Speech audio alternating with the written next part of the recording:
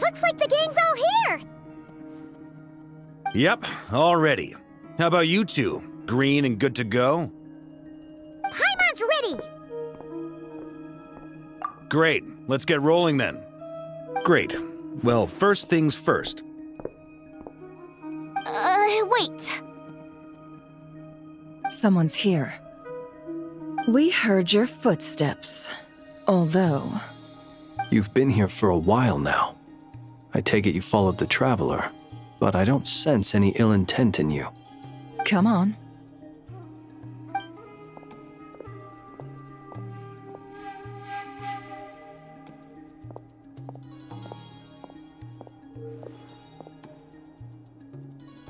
I figured it wouldn't take you long to notice me.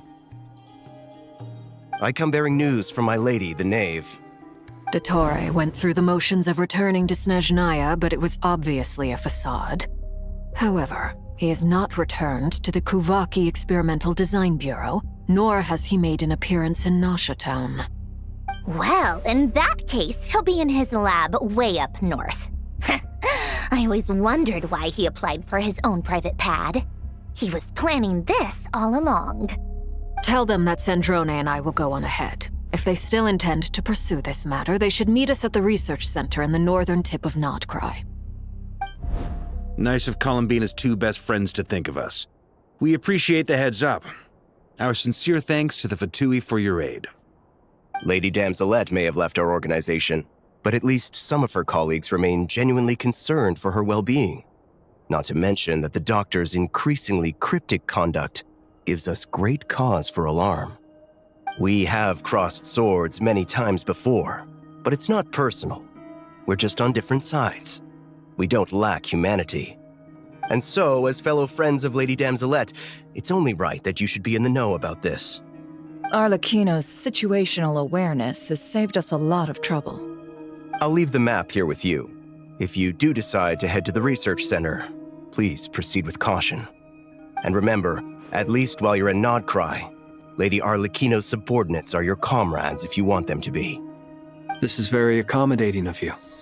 We can't thank you enough. Just doing my duty. I shall take my leave now. If you need us, you'll find us at the Experimental Design Bureau.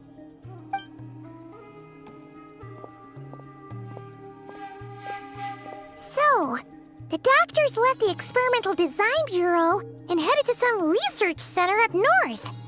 Marionette seems to think he's been planning this for a long time. But when did it start? Before he even arrived in Nodcry? It seems his loyalty to the Tsaritsa is lip service at most. Behind the scenes, he may even be working against her. Whatever his motives, we know that he's decisive and incredibly ruthless. Facing him unprepared would be a recipe for disaster. At this stage, it's difficult to predict his next steps. I suggest we split into two groups. We need some people to stay behind and guard Nasha Town. Well, as much as I'd love to help, infiltrating research labs isn't really my area of expertise.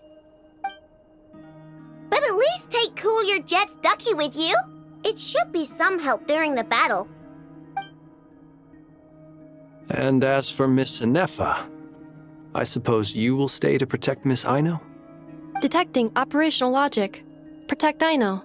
Priority. High. Just in case, Servarka, I think it would be best if you stayed behind as well. You can leave the research center to us. I mean, I would have said the Knight of Berea should probably be out on the front line, but okay, fine. Leave Nasha Town to me. Be careful out there, okay? If things get out of hand, fall back right away. Yehoto will be on hand to assist you. In my absence, she can handle any intel gathering work. You got it, boss. You guys make sure to get back here in one piece, all right? We will. Things are moving fast. We'd better head off soon if we hope to keep pace.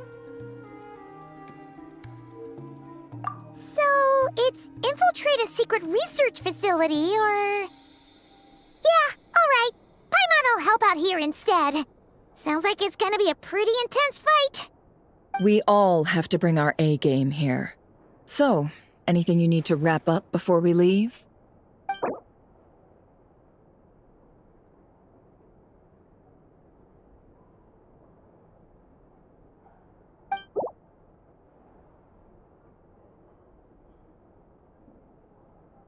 Then you'd better get going. Very well.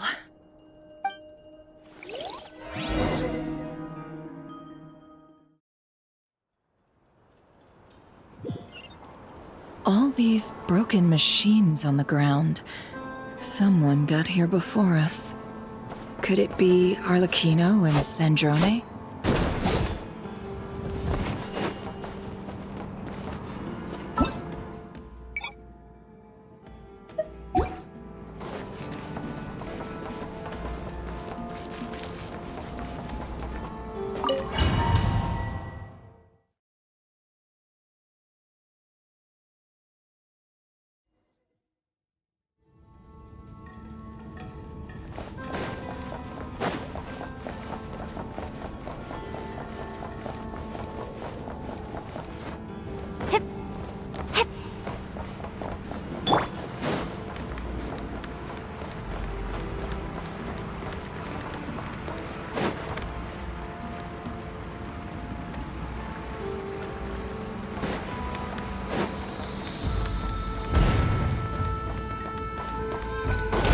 That's quite a welcome party. Leave this place. Wipe out! It all adds up.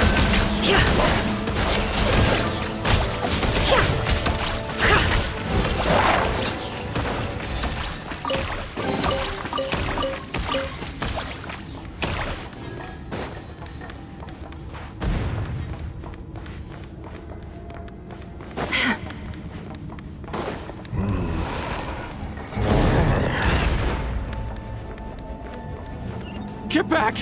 I said get back! Do you hear me? Why isn't it working? No! Don't come any closer! Don't! Ah!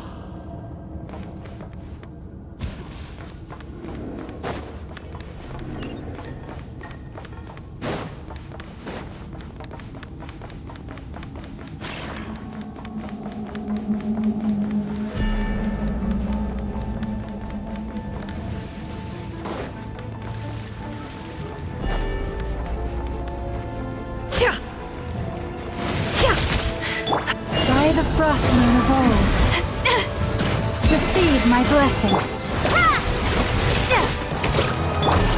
The mystery unravels. No more lies. You poor souls. May your spirits find peace. Grab that key on the ground. We'll probably need it at some point.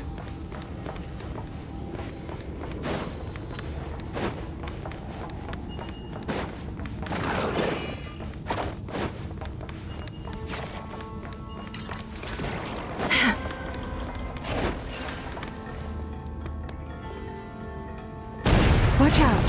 There's no way through. Let's go around.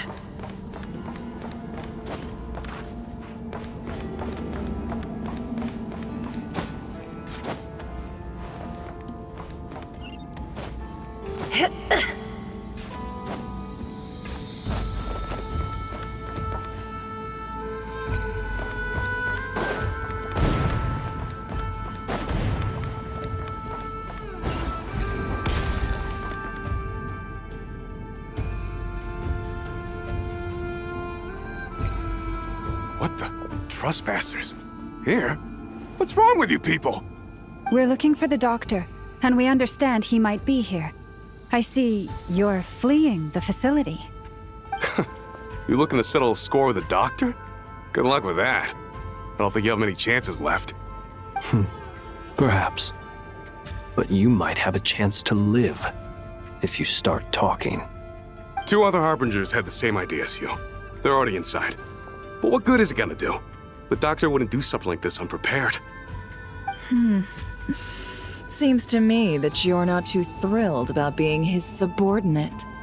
Also, is it just me, or do I sense monsters nearby? If you'd prefer their company to ours, that can easily be arranged. We need to know what the doctor is up to. Please, if you know anything at all, tell me. This is about more than us versus the doctor. His actions could have consequences for all of Nodcry. And perhaps even your homeland, Snezhnaya.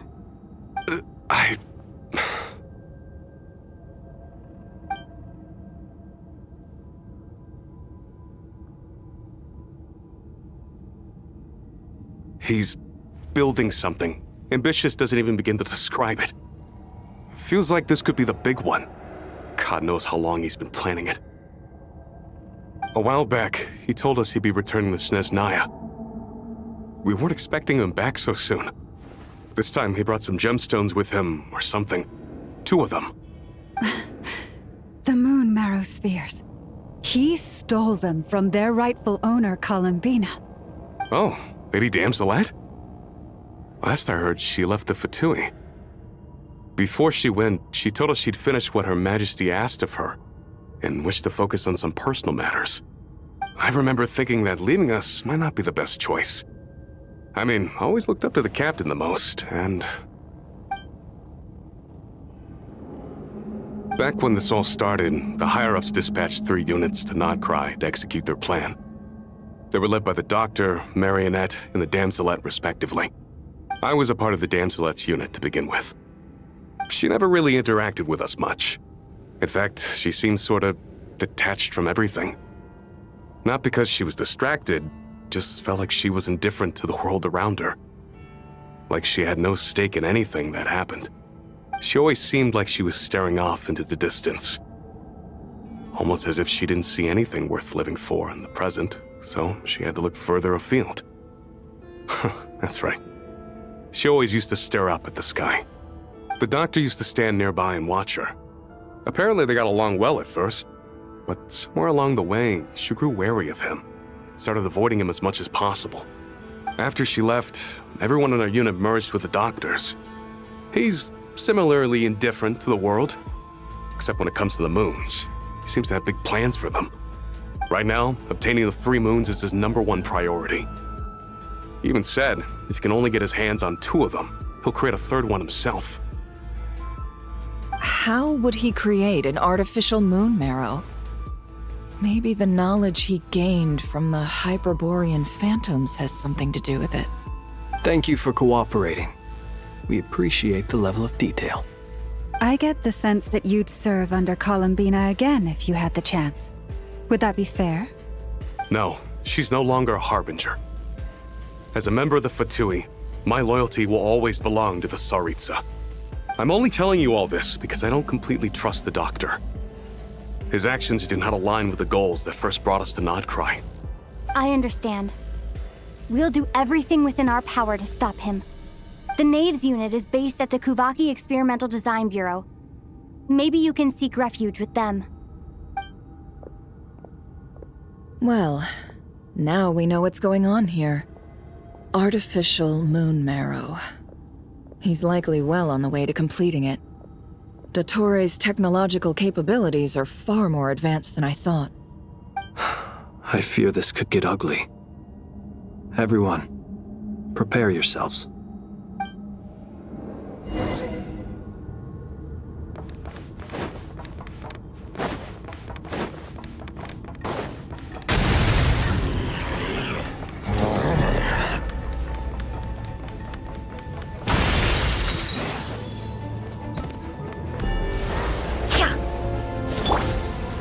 With one heart, we pray.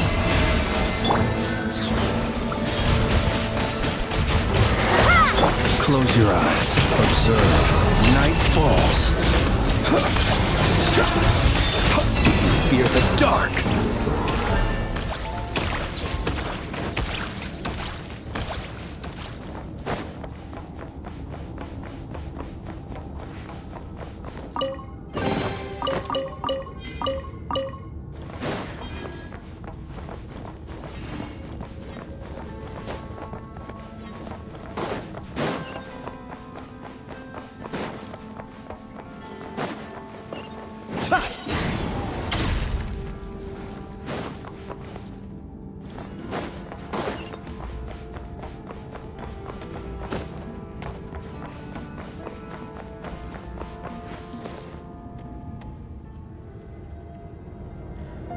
Welcome, one and all. I've been expecting you. I hope my humble research facility is to your liking. Yeah, we really appreciated fighting our way in through a horde of monsters. The gall! You expect us to believe you've just been patiently waiting for us? Of course I have. Should I be worried about something? Everything seems to be going quite smoothly so far, and you've shown up right on schedule. First Sandrone and Arlecchino, now you. Quite a surfeit of guests I've had today.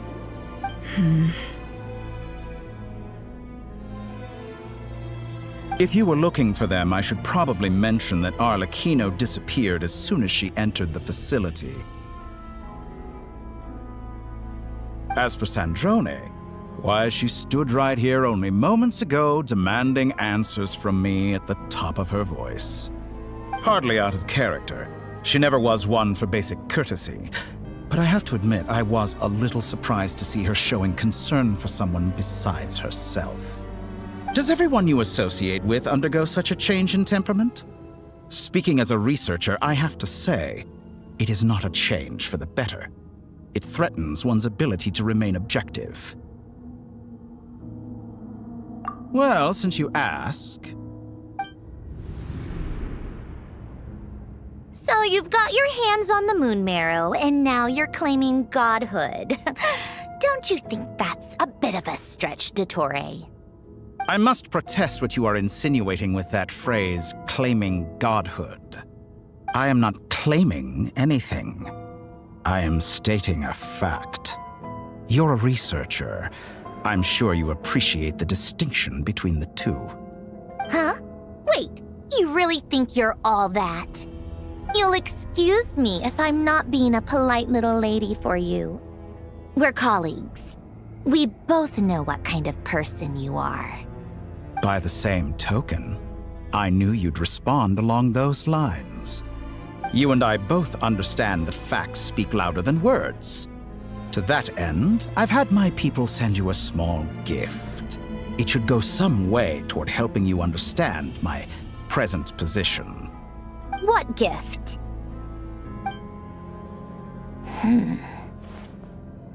Where have all your troops gone? Who knows? Perhaps they are already marching toward a new world, following in the footsteps of an unknown god. As vulgar and arrogant as you may be, dear Sandrone, I have no intention of taking out my displeasure on your subordinates. They will enjoy equal rights to my own. You sent your people to the Experimental Design Bureau? That's the Tsaritsa's property. Yes, and I am very mindful of Her Majesty's instructions. But you know full well that they do not conflict with my present goals. In which case, all I'm doing is conducting another one of my experiments. Is there a problem with that? Now then, you have a judgment call to make. Am I simply lying to stall you? Or is it possible that every word I am saying is the truth? In which case, your subordinates really are in danger. So now you've turned on fellow Fatui soldiers. You're completely insane. I have set a new rule for myself. Each person gets one chance. Naturally, that includes you, Sandrone. If you wish to leave, I won't stop you. We are colleagues, after all. Scumbag!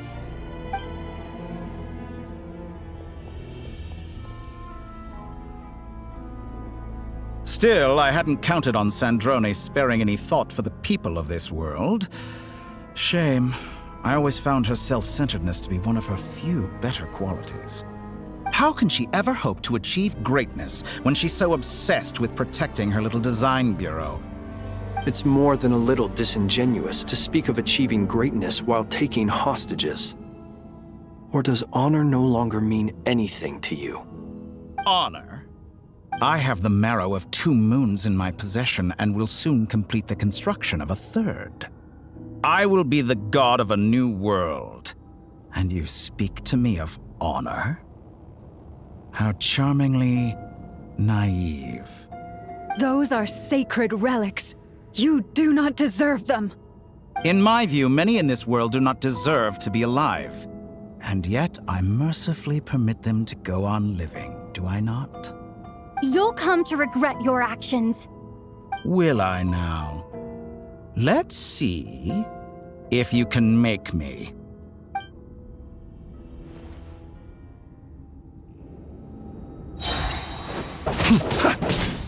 By the frost moon of old, branches a song. The long sleep beckons. Close your eyes.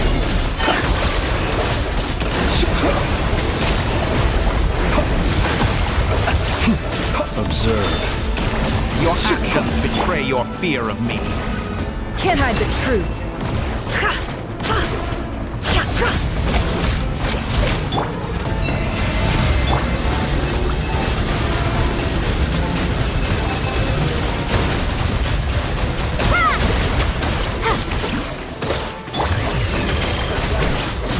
Close your eyes.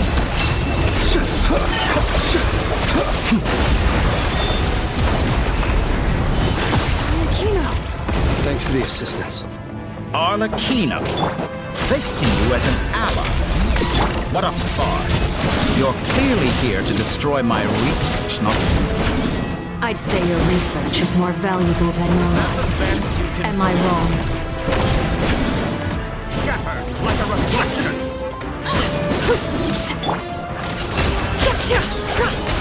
Be silent. Keep your distance. Receive my blessing. For the everlasting forest.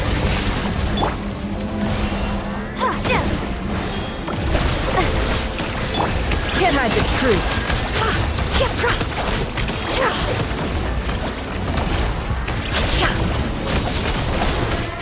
Is this Close all your it eyes. takes to tire you? Transfixed!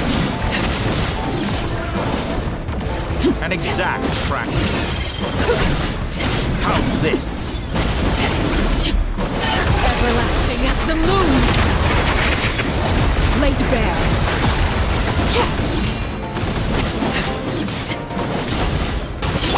Branches a song.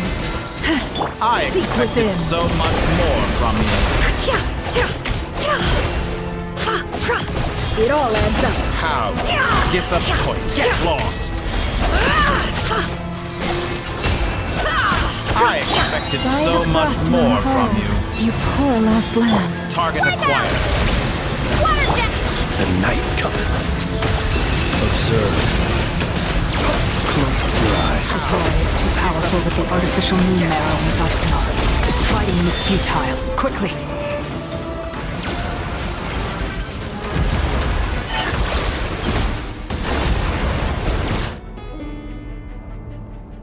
Let's go. I've always thought it is wiser to flee than surrender.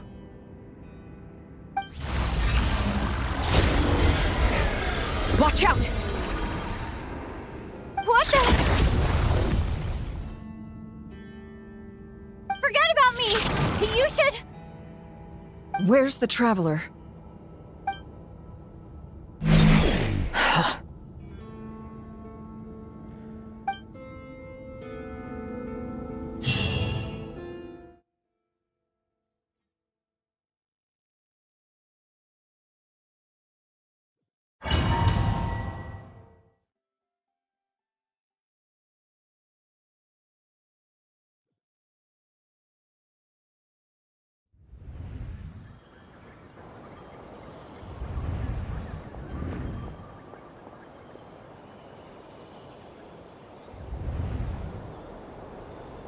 What just happened? Nasha Town? How did I get here? Strange. I remember being trapped by Dottore during the battle, and now, all of a sudden, I'm here. Something weird is going on. I guess I'll start by exploring the area. Huh? Traveler? What brings you here at this hour? Huh? What are you in the mood for today? A hot dog? Or something else? We've got some special discounts at the moment. Want to see the menu? Sorry, I'm not hungry right now. Ah, well, feel free to take a seat for now. Let me know if you change your mind. Everyone seems to be acting normal. Am I just overthinking? Oh, darling, look who it is. One of our regular customers. Get the traveler something to eat, would you, dear? Wait. Why is he talking like that? Well, I'd love to, but can't serve a customer unless they order something. Anyway, I take it your business is wrapped up? Yes, thankfully. It was a long trip, and it's left me feeling pretty exhausted. But the upshot is, I won't have to leave again for a good while. We can have some quality time to ourselves. Wait. These two are a couple? I see some kids around too. I didn't know they had a family. Hey there! I haven't seen you in ages! What's keeping you so busy? I've been looking forward to playing with you again. You forgot already? You're silly. Daddy brought you over to our house recently. We had some snacks together. What is she talking about? We've had a lot of customers over the last few days, so we've been real busy. And like my mom always says, some people are more than just customers. They're friends. Oh, another customer's arrived. I better go see what they want. This is all wrong. I never once heard the owner of this restaurant talk about their family. It certainly isn't a family-run business. And that child, I don't recognize her at all. Could this be a false memory? Very good. I knew you had it in you. Aren't you going to try the house special? When did he show up? No, none of this is real. You don't seem to like it here. That's fine. We can change venues.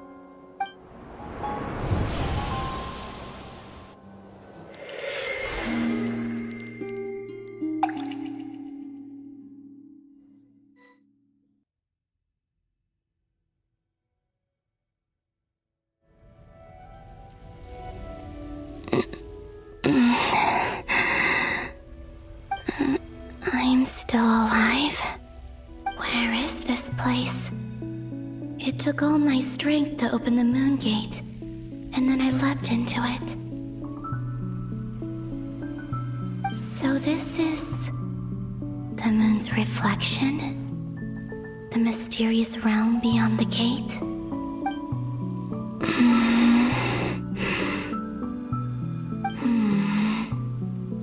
I can't sense anything. I guess I could try opening the gate once more.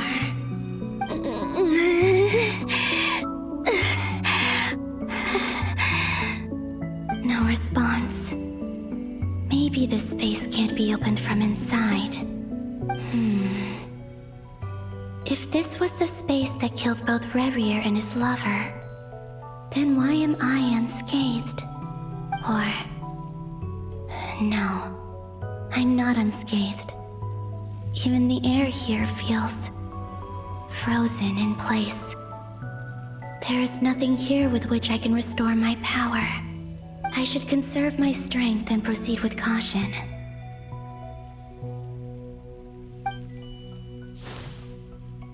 I don't believe Dotori's scheming will stop just because I escaped. If there is any chance that I can get back to the others, any chance at all, I must return.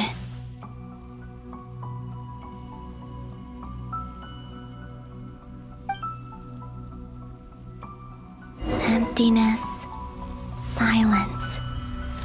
What is this place? Or maybe the real question is, what is it for? What's this? Looks like it responds to my power.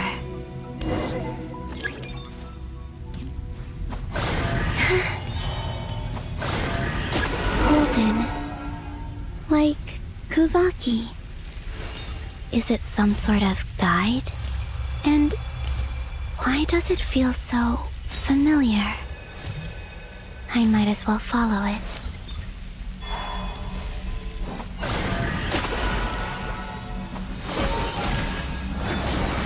Where does this lead? Could it be the exit?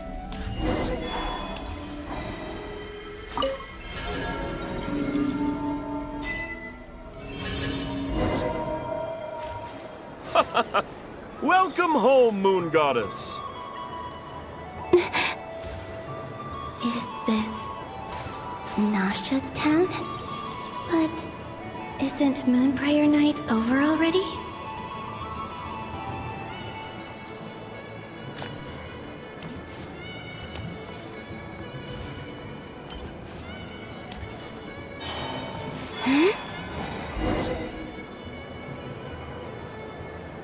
Goodbye for now, Columbina. I hope you have a wonderful night. I will. Llama, everyone else, and me? Are these my memories?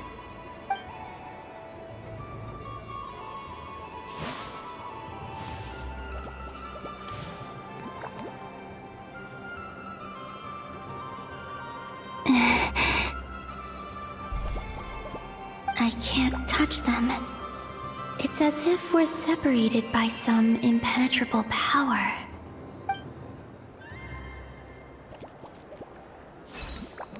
Over here! Over here!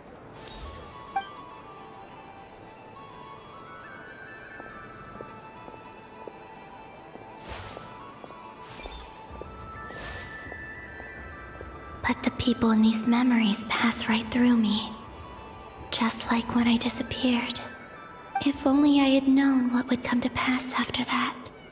Even so, I should still take a look around. Just being back here, it gives me the strength to keep going.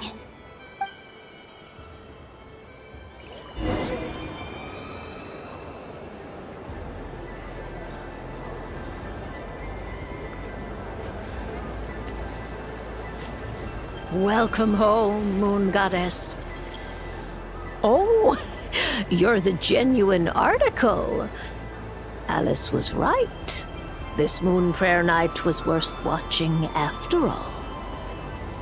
Oh, yes. That was the fortune-telling stall run by Barbeloth from the Hexen Circle.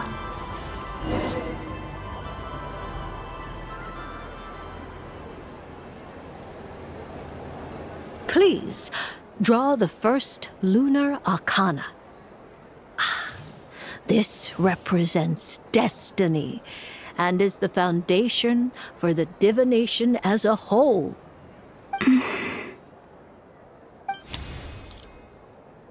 My destiny. I believe the card I drew was the moon. Now that I think about it, Barbeloth's divination was absolutely right. It's almost time to draw the last card. The one that represents the future.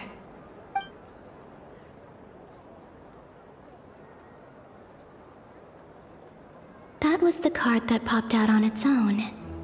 From here, I think.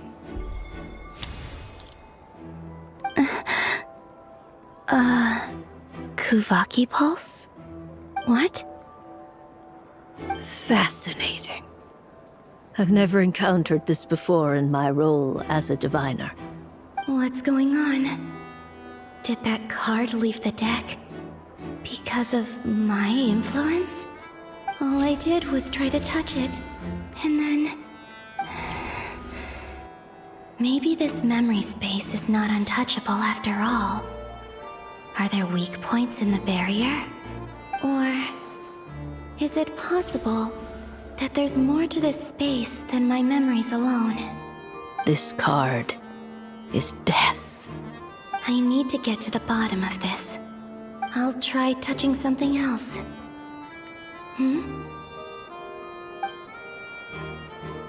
Is this...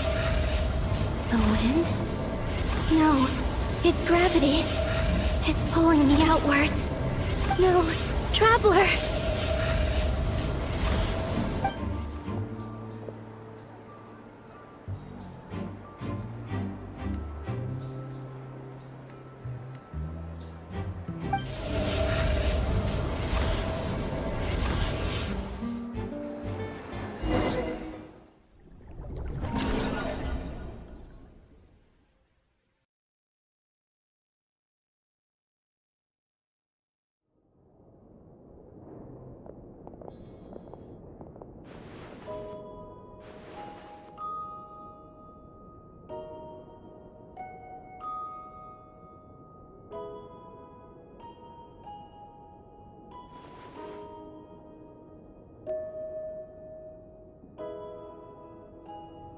Paimon, listen to me. From the bottom of our hearts, we are so sorry. We completely understand how you must feel. The Traveler is trapped, and we all feel responsible for it. Don't say that! Paimon's not a little kid! You didn't leave her behind on purpose! There was nothing you could do! But... She's all alone in there! What if something happens to her? What are we gonna do then? We've barely spent any time apart since we met. Is she gonna die? We must find a way to rescue her. We were all involved in the operation where she was captured, and we do not abandon our comrades. That being said, it won't be easy. Through conversation with the others on our return, we've arrived at a basic idea of what we're up against. Dottore's lab has clearly been in operation for a lot longer than we realized. We found many monster samples stored there. In all likelihood, they were materials he used to research his latest technology. We also know that through his contact with the phantoms of Hyperborea, he gained knowledge about the moons and certain Hyperborean technologies. Using this knowledge, he then fashioned an artificial moon marrow to serve as a replacement for the frost moon beyond the sky. Unlike Columbina, Dottore is not being rejected by Teyvat. And even with 2 of the 3 moon marrows, his power far exceeds all of ours combined. Once his 3rd moon marrow is complete, Dottore will have completely seized the authority of the 3 moons. Teyvat's most primordial powers will then be in his grasp. Does that mean... I'm afraid so. No one could have predicted this level of insanity. Not even from Dottore. And unfortunately, his insanity is coupled with an intellect and ambition that not even his peers in the Fatui can match. This is dire. Sounds like the world is done for. The 3 moons' authority can influence the very fabric of time and space.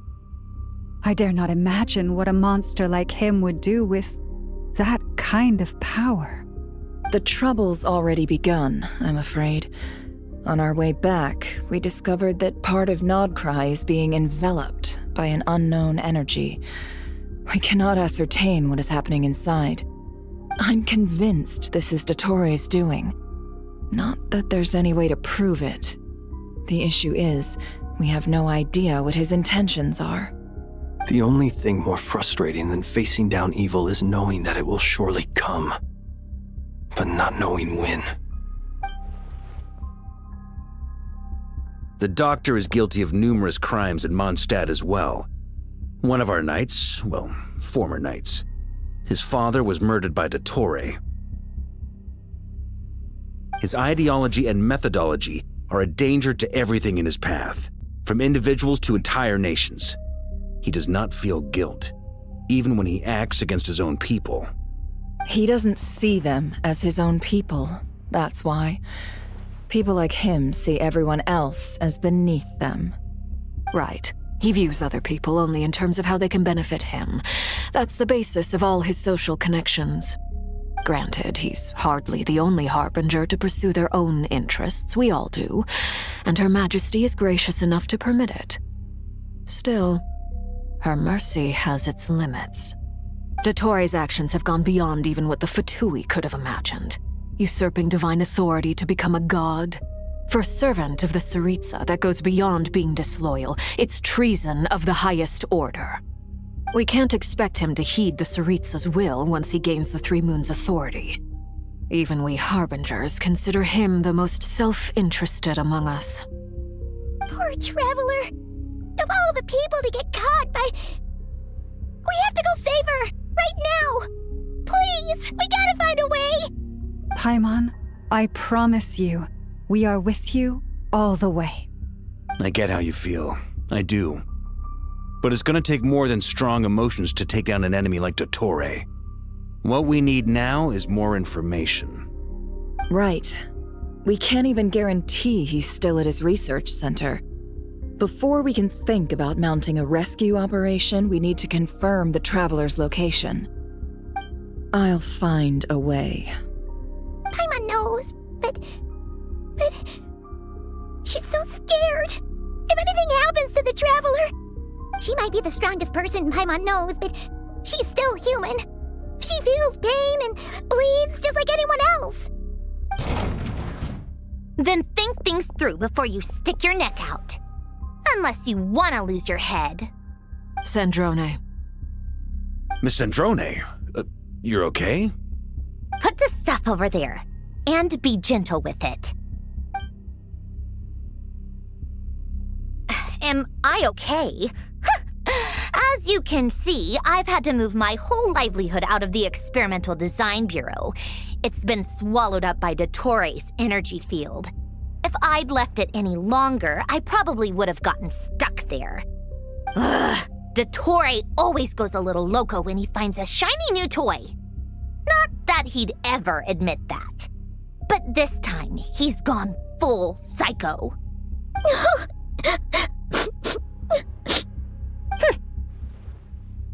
Just go ahead and cry already. Sorry. Paimon's not trying to make it scene. It's just... she can't. Oh, Paimon. Let it all out. There's no shame in it. When you're overwhelmed by fear and despair, crying can help get it out of your system. You'll feel better for it. Okay then, while the baby of the group is having a moment, how about the grown-ups get to work? Give me your hand. You've made a discovery? Polonia, scan.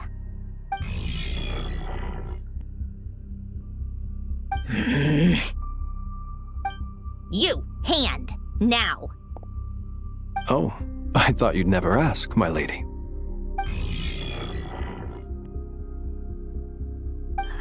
Curses!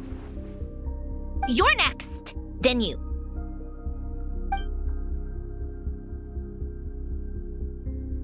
Dottore, you son of a... He's done something to us! Everyone who entered his research center has been implanted with some sort of curse. I don't feel anything unusual at the moment. Does that mean it hasn't activated yet?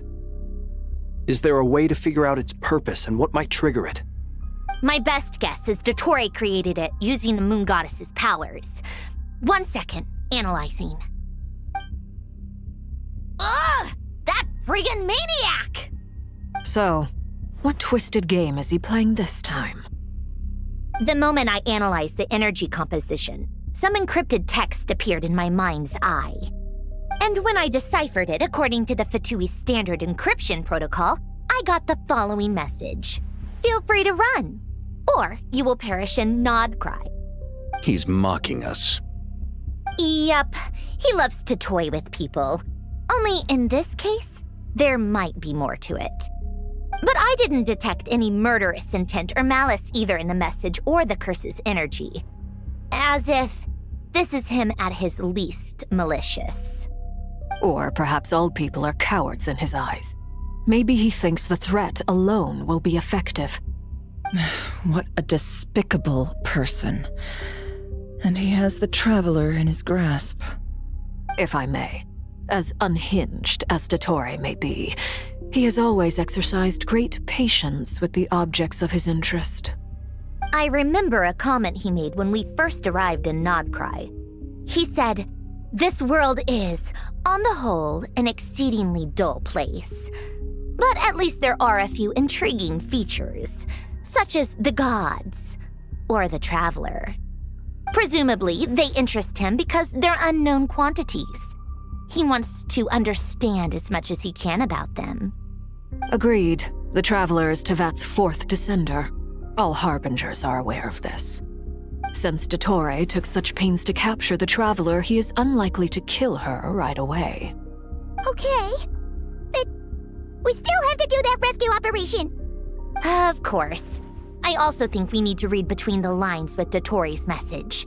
If he's encouraging us to run, that means we mustn't leave Nodcry under any circumstances. My guess is, his curse will only trigger if we leave.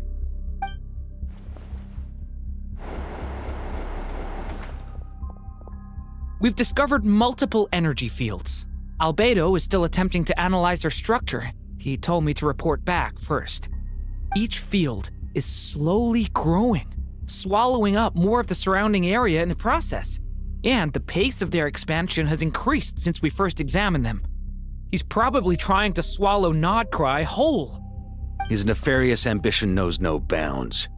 If this continues, the whole of Tevat will be in trouble, not just Nodcry. The loss of Columbina could not have come at a worse time. Do we think she's truly gone for good? She entered the space beyond the Moon Gate, knowing what became of Rerir and Thalindus. I'm sorry, but I fear the odds aren't good. Don't be ridiculous. If I know her, she's busy finding a way back as we speak just so she can annoy me. She isn't dead. Whatever has become of her, the fact remains that we are two comrades short on the eve of a decisive battle. We need to find out the Traveler's location, but there is also other work to be done. Agreed. Whatever Dottore planning, we have to get the local populace somewhere safe. So, as well as a rescue mission, we have to organize a mass evacuation at the same time. It would be best if someone could approach leaders of neighboring nations and negotiate emergency asylum for Nodcry's inhabitants. Can anyone handle that? Snezhnaya is one option. I'll see what I can do. This would be so much easier if the Traveler was here. No! Stop thinking like that, Paimon. Paimon will join you. She's pretty well connected thanks to the Traveler. Maybe it'll come in handy. Either way, that's what the Traveler would do if she was here.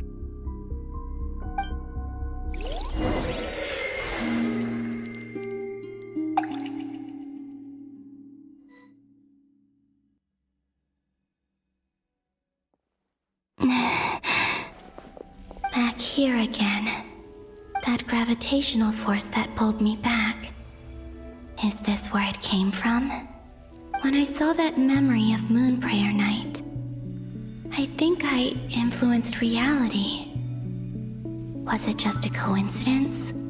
Or, if only I could have sent the others some kind of warning on Moon Prayer Night, maybe we could have stopped Dottore. I feel so heavy. Does entering that space consume a lot of energy? Well, even so, I have to keep moving forward. Back to emptiness and silence again. I should try and find my way back inside that memory.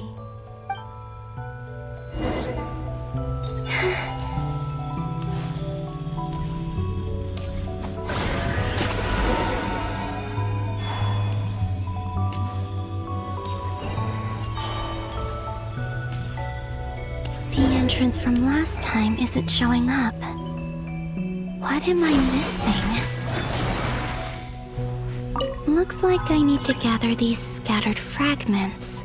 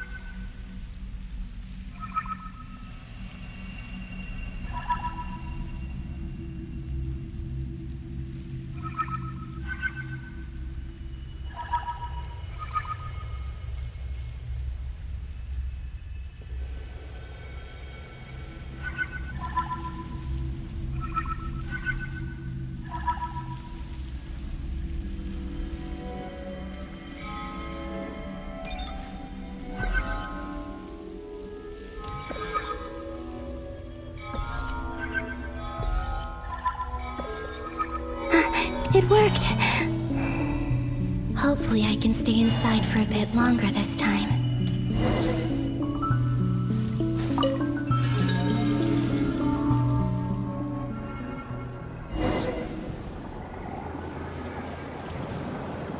Ad Astra Abyssosk. Welcome to the Adventurers Guild. What? This doesn't look like Moon Prayer Night. Extra, extra! Latest issue of the Nasha Express! I don't think I've ever been here. Maybe this space isn't comprised of my memories after all. There aren't any festive decorations around. Is this Nasha town after Moon Prayer Night ended? Did Dotori's plan not affect the town? Or is no one aware of what happened because he used the Three Moons' authority? Let me see if I can influence anyone else.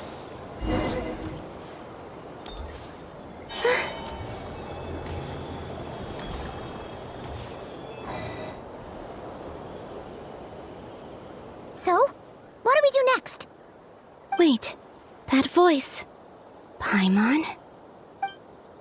The most important thing right now is to find that mage. Lauma the Traveler and Mr. Varga are here too. I'd better go pay the Fatui a visit. Traveler!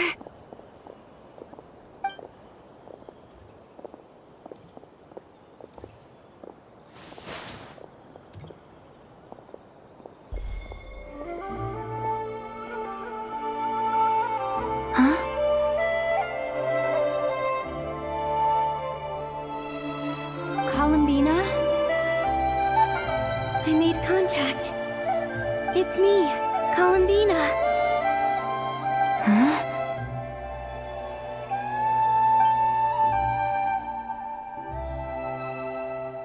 Traveler? Let's go! This is no time to be spacing out! Huh? Huh? Wait a moment. This has happened before. Huh? This is what happened when I disappeared. I stood right over there, thinking that no one would ever find me again. It was only when she called my name that I decided to follow them. But did she turn around because she sensed my touch just now? Is it really possible that from in here, I can change the past?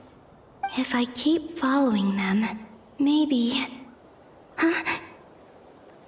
It's that gravity again.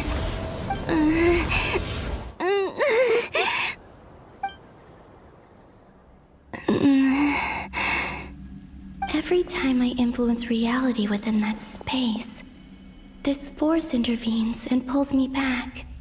It's as if it's trying to stop me from leaving.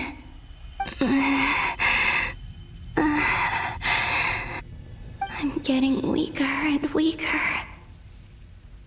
I'll just have to try another approach next time. Come on, Columbina. Keep going. You have to tell everyone what happened.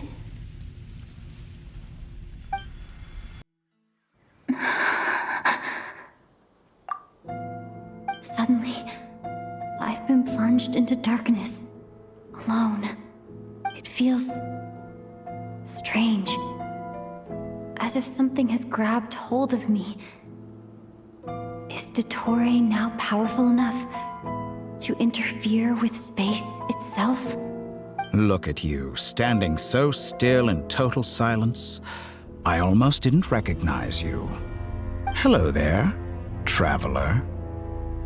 He seems to be in a good mood. Wait, what's that behind him? Ah, so you noticed. This is the completed Trilune. 2 primordial moon marrows and 1 artificial specimen. You are wary of it. Good. Maintain that reverence. You performed well in that recent battle. Brave and reckless as always. Courage is the sign of a true hero. and impulsiveness is the hallmark of those who strive to advance. I say this not to belittle you. Most creatures are far more timid by comparison. 3 moon marrows. Does that mean the artificial one is now complete too? Well spotted. What do you think? For a replica I built myself, I dare say it looks the part. Dottore, are you planting illusions in my mind? I have no interest in fooling your eyes. On the contrary, I hope to show you the true essence of all that you see before you. Is this not a beautiful city? People live in peace and find joy in their work. The streets are safe. People can even leave their doors unlocked at night. You might say it is the Elysium everyone dreams of.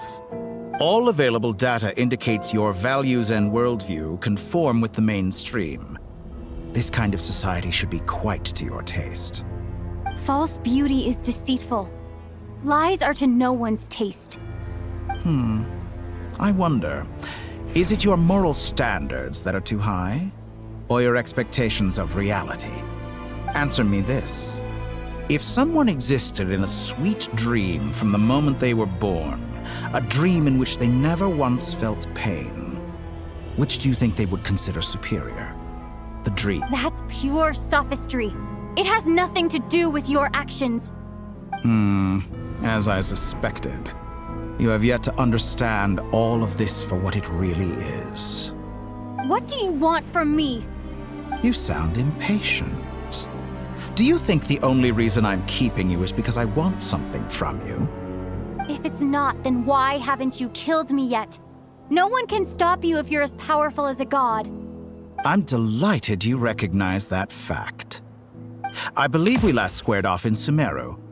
Ah, the memories. How time flies. You and I have both grown. I'm not surprised that Arlecchino and Sandrone worked with you. You've always a way of slowly but surely ingratiating yourself with all levels of society. People laud you as a hero, but I suspect there's more to it than that. Oh, but to be clear, I don't say that to flatter you. Do you always give your opponent an appraisal before you deal the final blow? Call it a long-time habit. I'm a researcher, and one of my duties is to give an objective assessment of my subjects. But you misunderstand. We are not opponents. Not at this moment. I just want to talk. Think back to Tartaglia, Arlecchino, Capitano, Colombina, and now even Sandrone.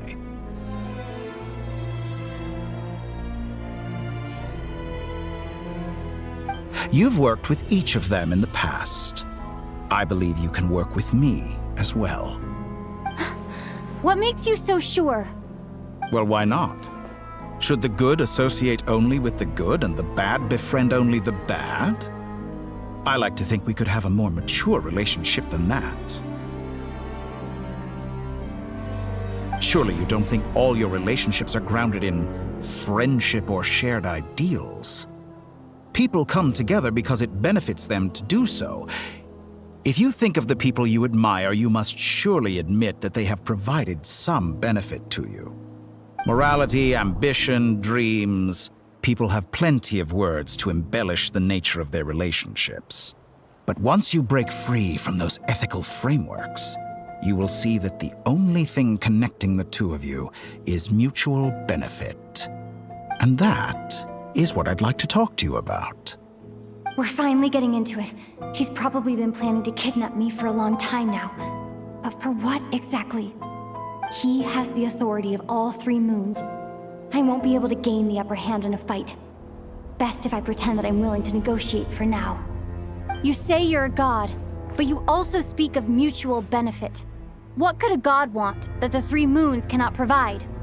Excellent question. But before I answer, I would ask you the same thing. Gaining Colombina's allegiance was a rare and extraordinary feat. But the Moon Marrows are now in my hands, and I have the edge over her. For this artificial moon is not being rejected by Tevat. Her identity and lineage may have been a thing of glory in the old world, but they were also shackles that prevented her from ever integrating into Tevat. I, on the other hand, you may view me as a thief, but I have overcome that limitation.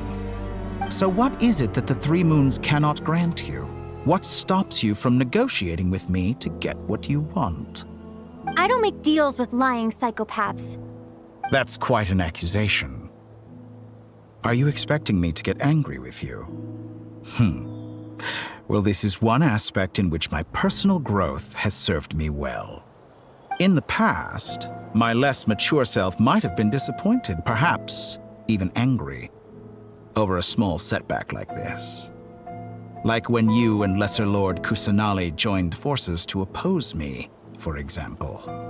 But things are different now. Just as the rich do not quibble with the poor, I no longer find myself perturbed by these trivial affairs.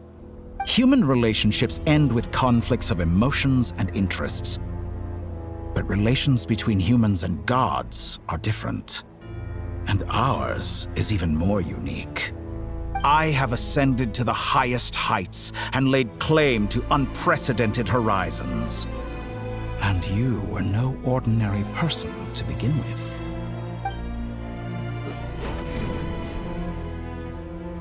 Allow me to show you the world, Descender.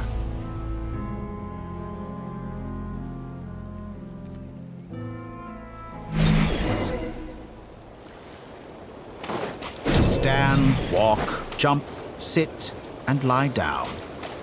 These are the most common of behaviors.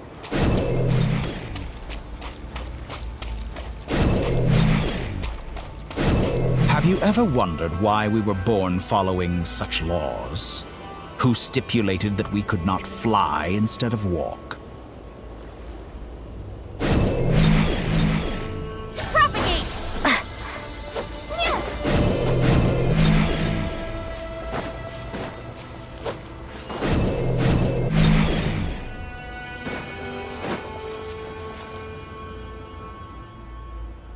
Someone of your talent and experience must surely know of the four great rulers who serve the heavenly principles. They govern life, death, time, and space. One wounded by a blade will die from blood loss or infection, and one who falls into a lake will drown in agony. The elderly wallow in solitude, and the solitary age faster. Eventually, new life is born, only to embark on the same path of suffering. These four divisions anchor the world and shackle those who live in it. But they themselves transcend its boundaries, squandering the power bestowed by the heavens. All who live yearn for equality, but unless the gods prostrate themselves and profess that they are mere servants of the living, equality can never exist. Who makes the rules we must live by? Who has the right to restrict us? The limits of the body can be rejected. Spring forth! Scatter!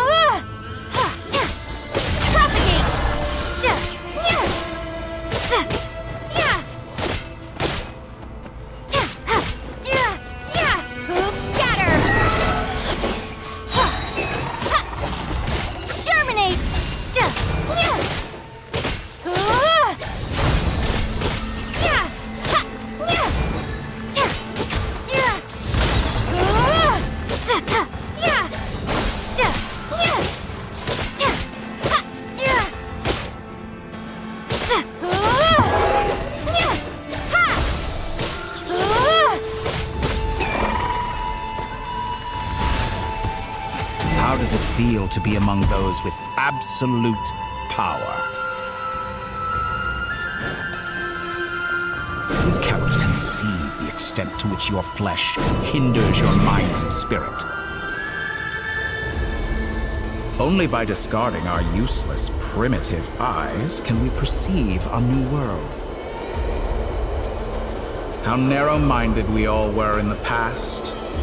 Why should the final answer of the world not be the power that predates those of life, death, time, and space? The power of the Trilune. Through it, I have glimpsed new experimental possibilities. Nature suppressed, authority exiled, souls controlled.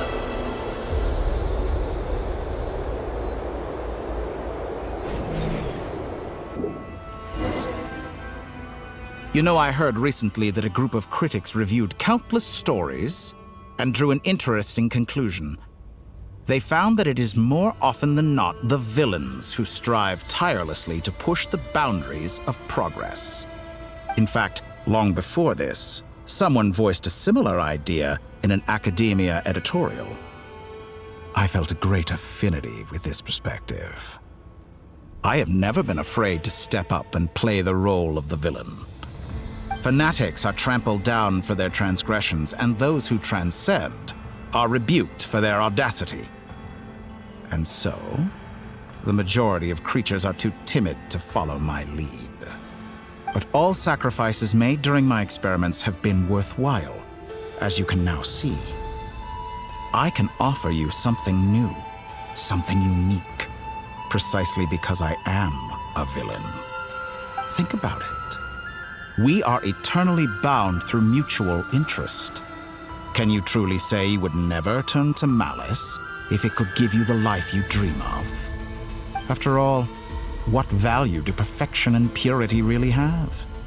They are fragile and feeble things, utterly tedious. I say, better to be governed by a flawed humanity than a gnosis. The true seeker of knowledge is the villain who undergoes countless tribulations in pursuit of their goal. I'm sure many people have told you that you're different. Because I'm a descender? Exactly. Very clever. But what has that got to do with you? I do not conceal my wicked deeds, my selfish desires, or my greed. A true researcher must act as I do if they are to understand and speak of the truth. And yet, a knowledge seeker like myself will inevitably grow tired of studying Tevat beyond a point. You have traveled to all corners of the world and met many people. Along the way, there have been moments when you were misunderstood or even became a wanted criminal. And all the while, you have spent your days doing some of the most mundane jobs in the world. You fight and toil, claim minuscule rewards from my friend Pantalone, then you fight some more, winning some battles and losing others as your search goes on. And this cycle continues, with no end in sight. Surely you must sometimes grow weary of being stuck in this same loop day after day. We're completely different. I embrace everything that life throws at me. I am engaged in every step of my journey. How does that make us different? I too embrace what life brings, researching everything that interests me. Think of all the novel things I've managed to create, like the artificial moon marrow. Don't you see? As unique a specimen as she was, even Columbina is not irreplaceable. Take that back! She's gone because of your actions! I didn't say that to anger you. Though admittedly, I don't see what there is to be angry about. Anything Columbina could do for you, I can do better. I know what your ultimate goal is. You wish to walk the path your brother walked and seek answers from him at the end of that journey, don't you? Someone like you could never understand what it feels like to care about another person the way I care about him. Perhaps not. But that doesn't mean I can't help. I could find your brother right now, bring him before you, and make him give you the answers you seek. Don't be so presumptuous. You'll never begin to understand the situation between us. Oh, no. This is no presumption. I'm only offering what I know is possible with the power of the Trilune. But it seems like you would sooner continue with your journey through this world. Why? Do you truly desire this journey? Or is it simply a necessary process from which you cannot escape? Think of all the time and energy you have spent, everything you've had to endure just to make it this far. Is this really what you want? Or has your hand been forced by the promise of that final answer? Yes, you have made many friends. But do they ever spare a thought for the void in your heart and what it yearns for? What you want is not friends. It is family.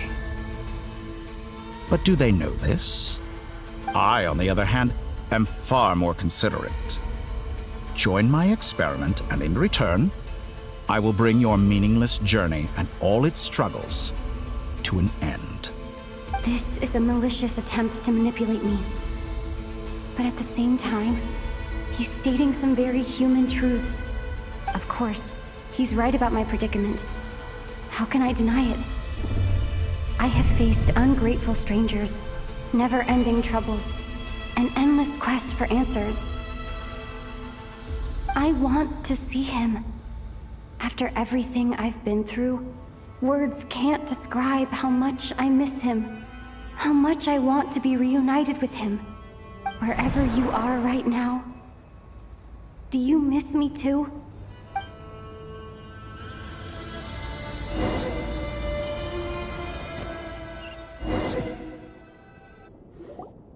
All right, everyone. Our next mission is clear. We need to contact all the major organizations, explain the situation to the public, and then begin the evacuation. The residents of Not Cry are quite dispersed. The two most populated areas are the Southern Isles and Pyramida.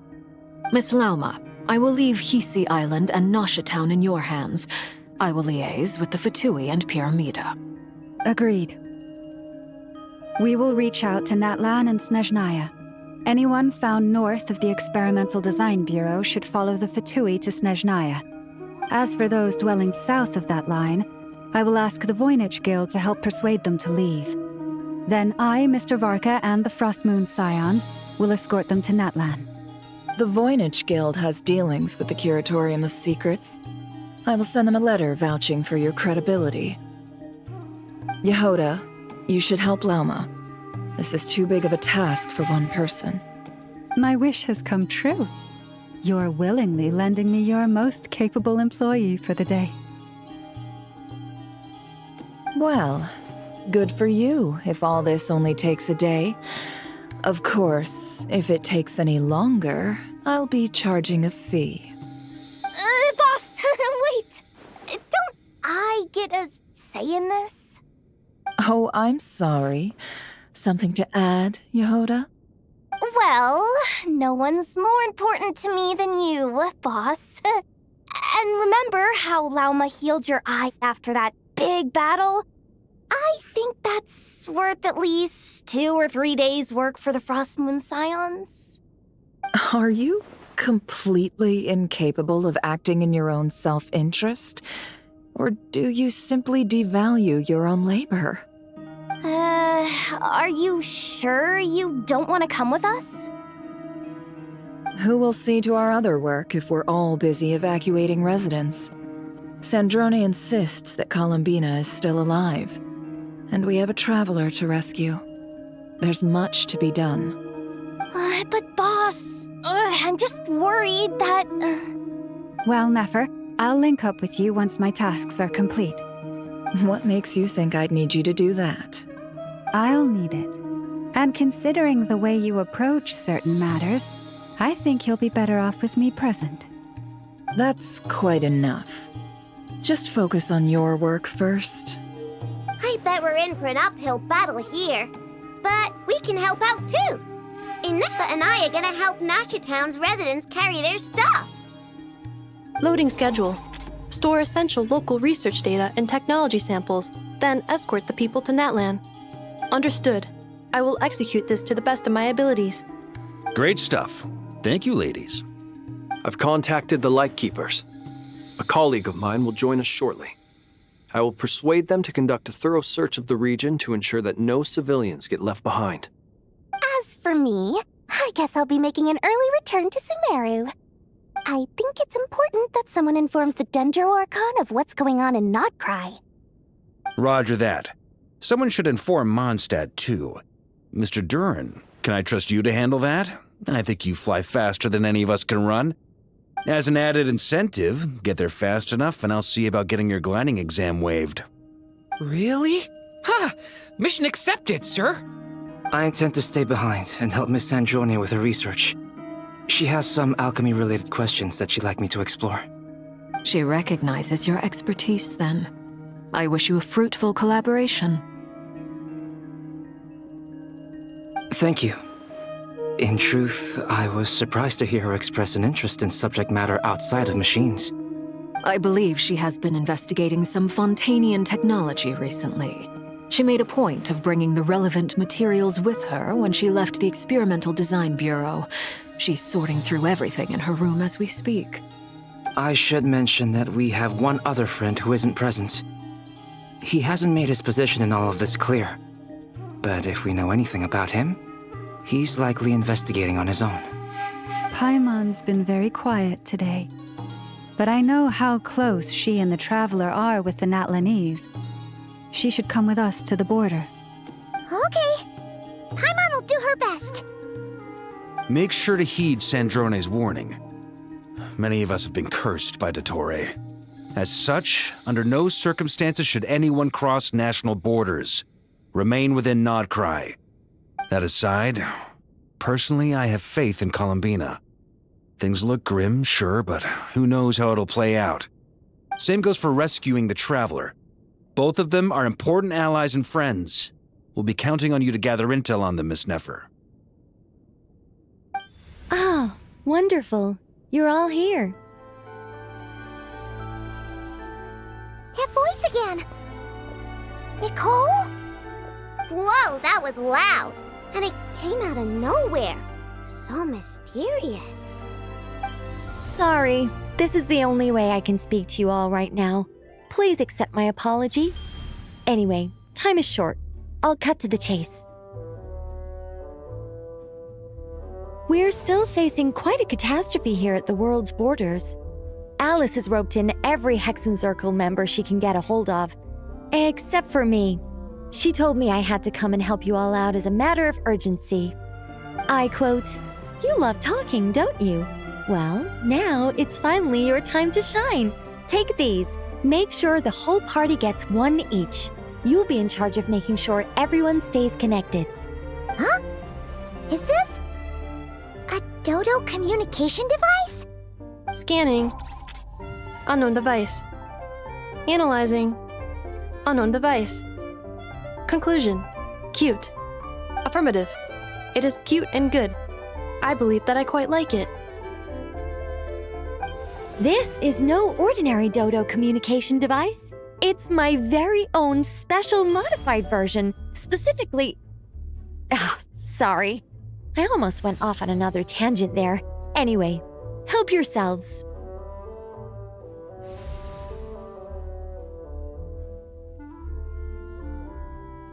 It will allow us to communicate over long distances within Notcry. No more worrying about shuttling messages back and forth. What astounding technology. Am I right in assuming that it relies on your personal abilities to function, Miss Nicole? Yes, exactly. Right on cue, Albedo. I'd love to brag to you all about how it all works. But no, next time. Anyway, I'll be right with you all, serving as a communication hub. That's all from me. Head off as soon as you're ready. I'll be staying here to keep watch, and I'll be sending you my blessings.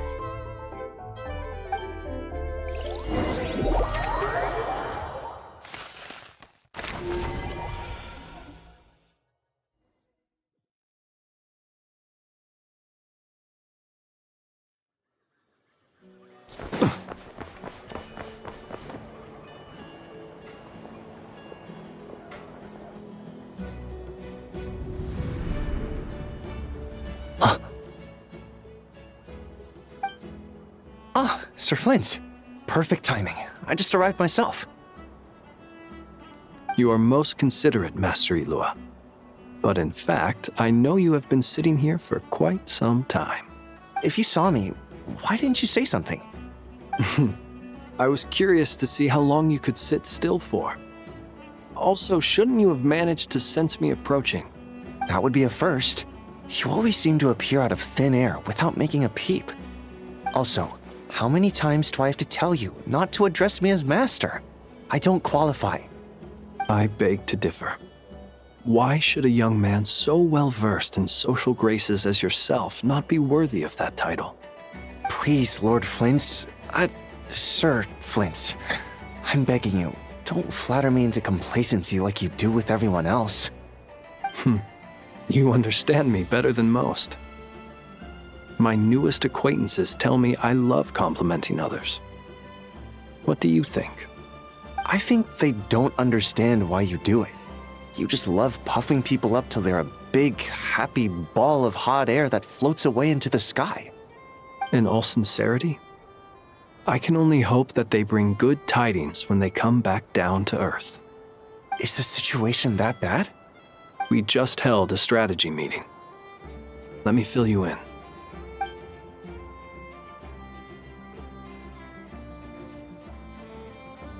In short, we need everyone gone from Pyramida.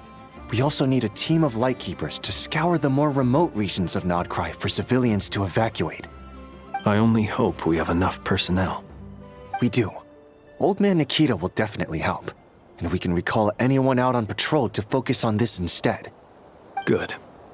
I'm sure you and the others will make short work of this. Now, don't forget, once you've completed this task, make sure you and the rest of the team evacuate to either Snezhnaya or Natlan as well. Flint? If you've got something to say, Master Ilua, why not guess what I'm thinking right now? You mentioned that you have something else to deal with later. How difficult is it going to be? I doubt it will be easy. I know you're a Lightkeeper, and it's your duty to protect others in times of crisis. But I have a feeling that you'll be walking into grave danger. However bad things have gotten in the past, Nodcry has never faced a mass evacuation before. But from the sounds of it, you don't intend to come with us. I don't mean to pry, and it's probably none of my business. But whatever it is you're intending, you don't have to go through with it, you know.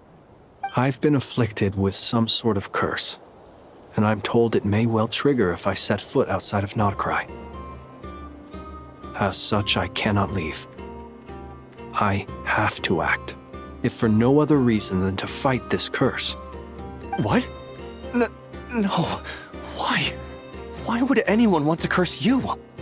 There are plenty of people out there willing to trample over others in pursuit of their own goals. Frankly, Sir Flint, I am furious. You're making light of what is an incredibly serious situation. Indeed I am. And? And what? I told you I'm furious about this. Nothing I can do about it, I'm afraid. Things happen, and we just have to deal with them. If you find yourself feeling angry, perhaps start by drinking a big glass of water. Hey, you mean you're completely unmoved by my anger? I'm devastated. Then allow me to express my sincerest regret. Come by the lighthouse sometime. We'll catch ourselves a few fish, have a little barbecue, play some cards, and bask in the sun. Maybe I need to spell this out. Lean in a little, Flint. Oh my, this doesn't bode well. Word is that you were caught up in a real horror show recently. People were amazed that you returned safe and sound. They've been debating whether you're even human. I've returned safe and sound from plenty of crises. When you say people, do you mean other people? Or do you just mean you? Fine. I'll be frank. You're not human, are you? Heavens. Now that's a horrifying thought. You know what? Forget it. We'll revisit this once it's all over. A sound plan. Albeit a little ominous sounding. Just promise me you'll come back in one piece, all right? For you, Master Ilua. How could I refuse? Also, please pass my regards on to our colleagues. Tell them, thank you all for your assistance. Please put safety first as you proceed with the operation.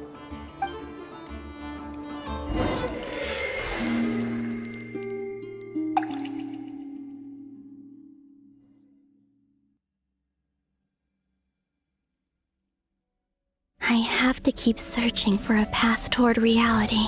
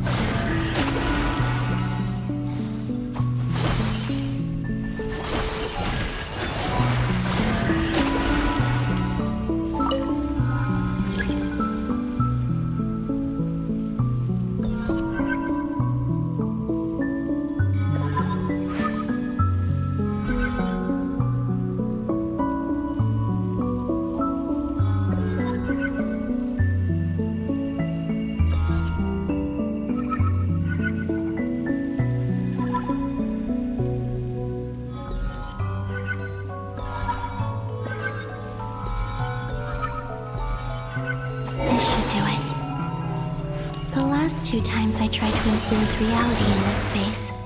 It consumed a lot of Kuvaki. I'll try and be more careful this time. I need to leave key clues behind using less power. I hope everyone still remembers what I said on Moon Prayer Night.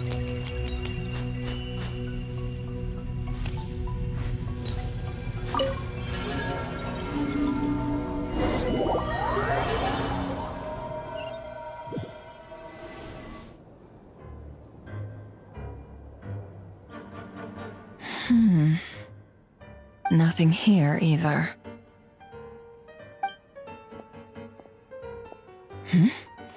Flints? Ah, Miss Nefer. What are you doing here? Unless... I just spoke with Itlua about arrangements for the search and came for a walk nearby. As for you, why would... It appears we think along similar lines. And neither of us likes to accept things at face value. As well as figuring out how to gather intel on the Traveler, I wanted to confirm some of my own suspicions. Also, we'll need to bring a lot of force to bear against Ettore, even if we're only looking to rescue the Traveler. We can't leave anything to chance. You don't think Columbina perished either, do you? I'm merely considering the possibility that she survived, just as you are. How much can we really know about a deity like her anyway? Do you remember what she said on Moon Prayer Night? About using moonlight to send messages to us? Of course. I think that's why we're both here. Where have you checked so far? I've been focusing on the outdoors. Anywhere the moonlight shines. I checked most of Nasha Town, but didn't find anything. I checked the Curatorium of Secrets, and a few rooms where I thought I might find some leads. But no luck here either. The only places I haven't looked yet are the rooms in the flagship. But process of elimination isn't the only thing that brought me here. Oh, really? What's your other reason? After all that build-up, our mystery ally never showed up even once!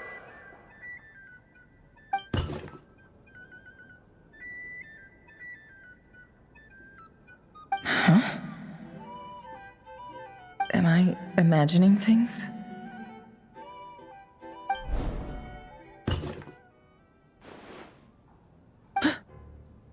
Come on, let's see what's going on. Oh no. I knocked over a vase as soon as I came in. It must have been caused by a Kuvaki fluctuation when I entered the space. Although, it seems like I'm not about to be pulled away this time. It looks like as long as I'm careful with my actions, it doesn't count as influencing reality. Anyway, is this the flagship? The Traveler mentioned that's where she was staying. I only went into the lobby last time, so I've never actually been here before. How does this space work? If nothing else, I can now be sure that it is not simply memory. She mentioned where her room was. I think it's this one.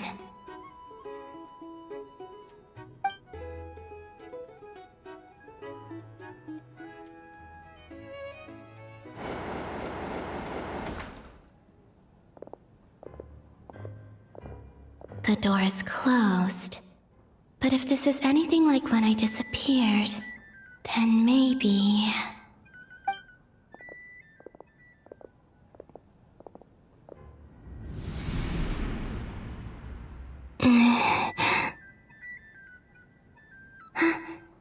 I'm in. She and Paimon aren't here at the moment. I hope she's okay. I wonder what happened to her after that battle with Dottore. Best not to dwell on that for now. I need to try and leave them some clues.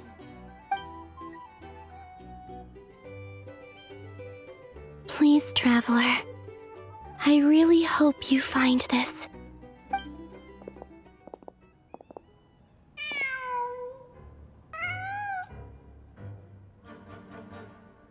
Huh. Just a cat. Nothing else here strikes me as noteworthy. Didn't you stay here for a couple of nights once? Before Rerir showed himself, yes. It's also where the Traveler and I first met. Did you notice anything unusual during your stay? I remember thinking how much noisier the flagship is at night compared to the graveyard. Other than that, no. The Traveler and Paimon were most congenial neighbors. This is where they've been staying, yes? Over here? That's right. I wouldn't usually condone breaking and entering, but we can make it up to them later. Focus now.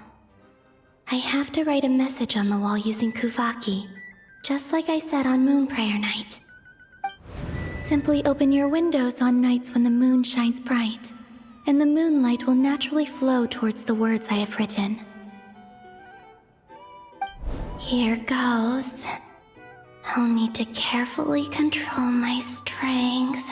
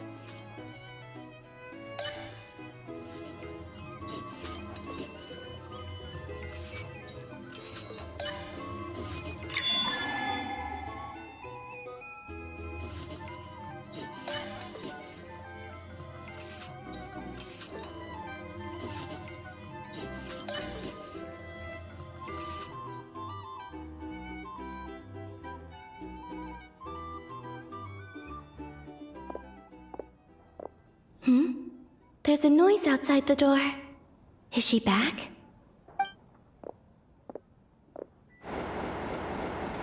Please, you have to see these words.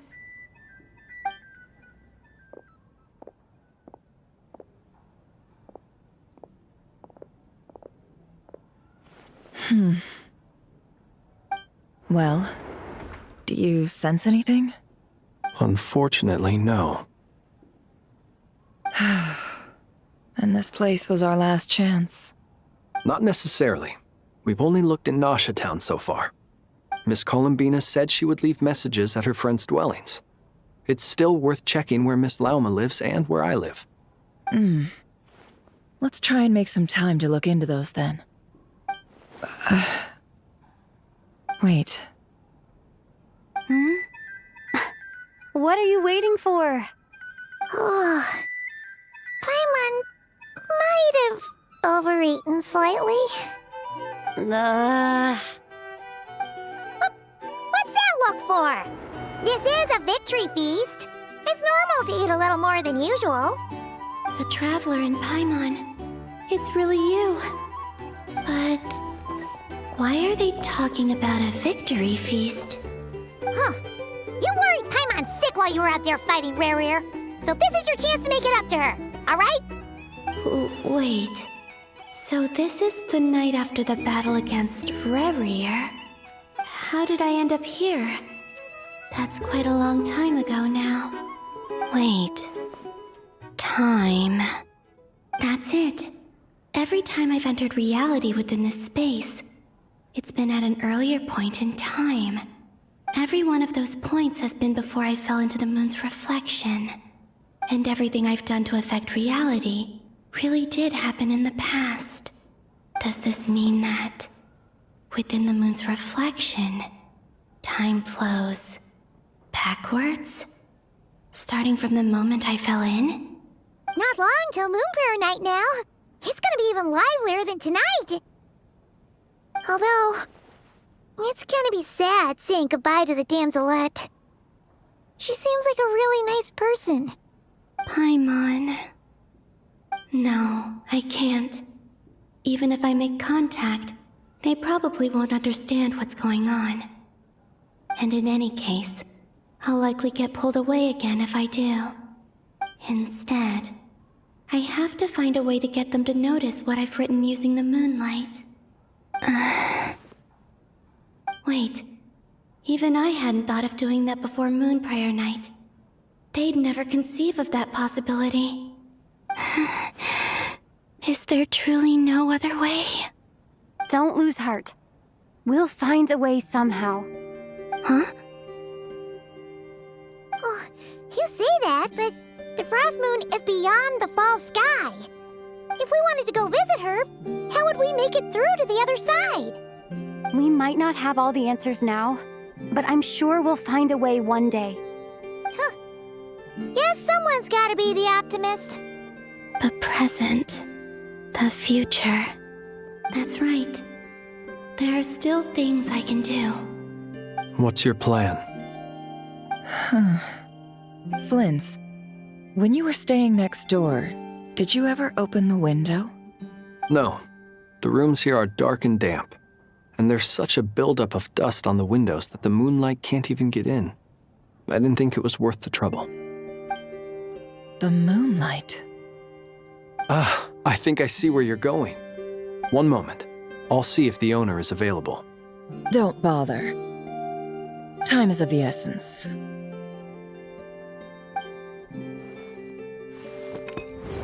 Time.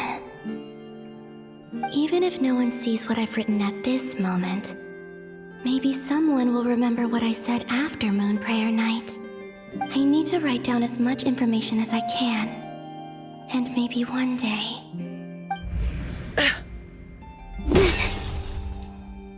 Huh? What's up with you? You can't even hold your cup steady. Are you getting tired? A little. Well, you should probably hit the hay then. You've had a really tough couple of days for you.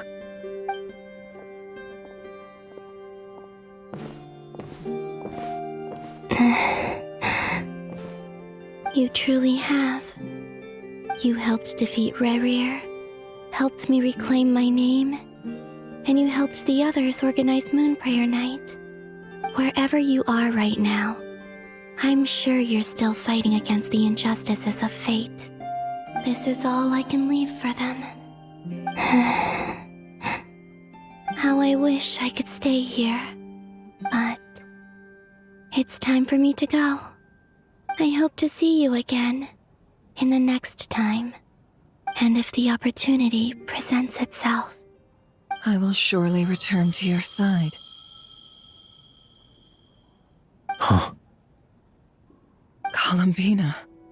She's alive. Not only that, but she's left us an entire wall's worth of clues. She even wrote down what would happen on Moon Prayer Night.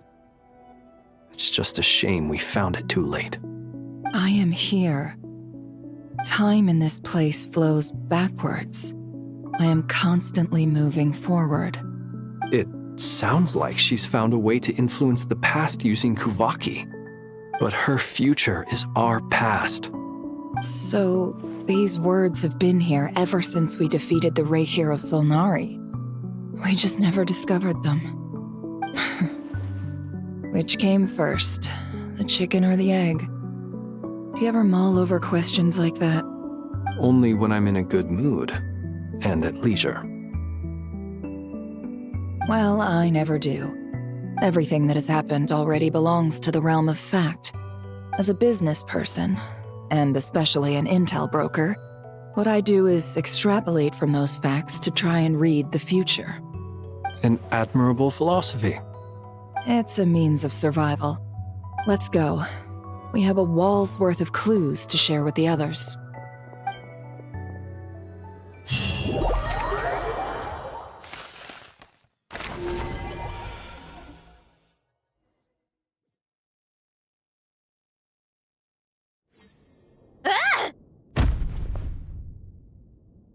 It appears that the doctor's energy signature has changed to something similar to Kuvaki, but not like the Kuvaki we're used to.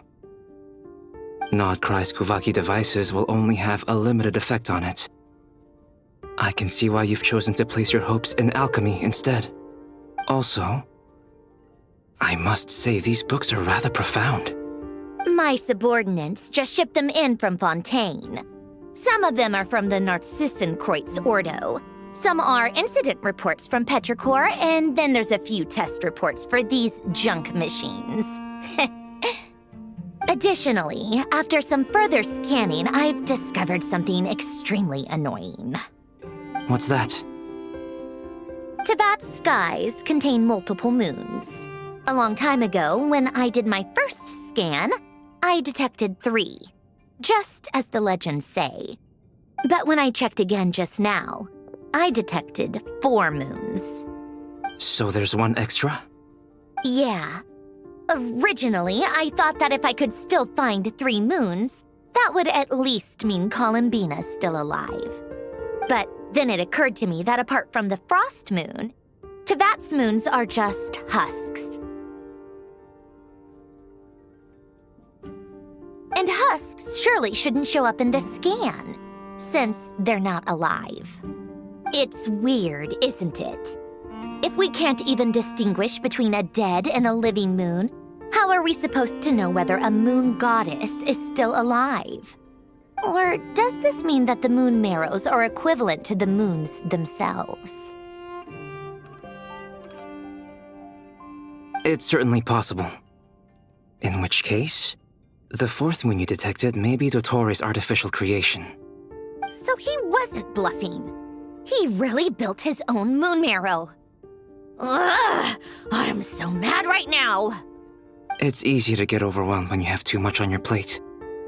Maybe you need to relax. Perhaps try going for a walk, or simply take a few deep breaths. Nothing can calm me down at a time like this. I need more time, and I need progress.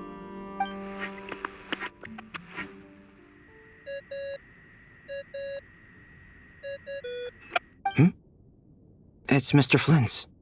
I really hate that ringing tone. Ugh. First the 4 orthants of the Narcissenkreuz, then moon marrows. Now what? Oh, sorry if we're disturbing you. Might I ask what's troubling you? What do you want? We're busy. Are you still at the Curatorium of Secrets? Yeah. Look, everyone else is still out, so there's no hurry. Plus, I'm busy, so I would appreciate if you gave me some space. Even though we have crucial intel to share, Fine, I'm listening. Do you intend to share it via the Dodo communication device? Ordinarily, I would, but this is a unique situation.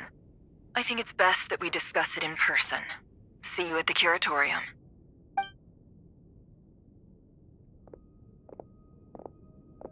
All right then. So, what's the situation? The rest of the team is still out working on their missions and evacuations, but we've decided to fill you in on the most crucial information first. Sandrone, you were right. Columbina is most likely still alive.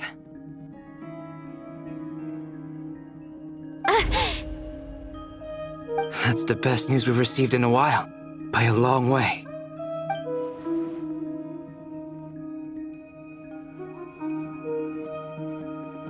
Random locations. Appearing in reverse order? Are you serious? So not dying isn't enough for the moon goddess, huh? She has to show off too. Anyway, does this mean we can deduce her condition from the moon marrows?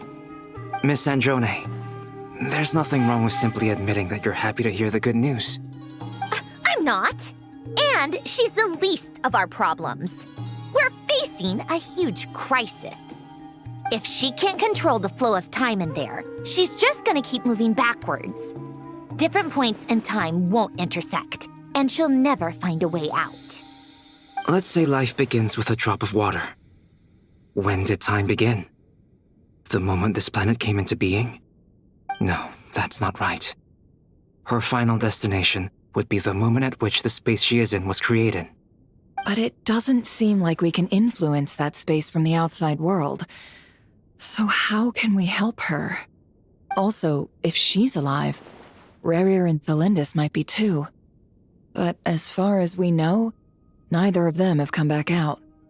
That space may not have an exit at all. I'm afraid I must concur with Miss Nefer in this. Can't exactly argue with that. Let's leave it there for now. I've taken notes on everything you said. Will it help with your research? I doubt it's gonna help with breaking Dotori's energy fields. But who knows when it might come in handy. Better to have it all written down than try to remember everything when I need it. All right, I need to get back to my research. Mr. Albedo has made a lot of suggestions that will require my undivided attention. Sure, I'll stay here. I have things to work on.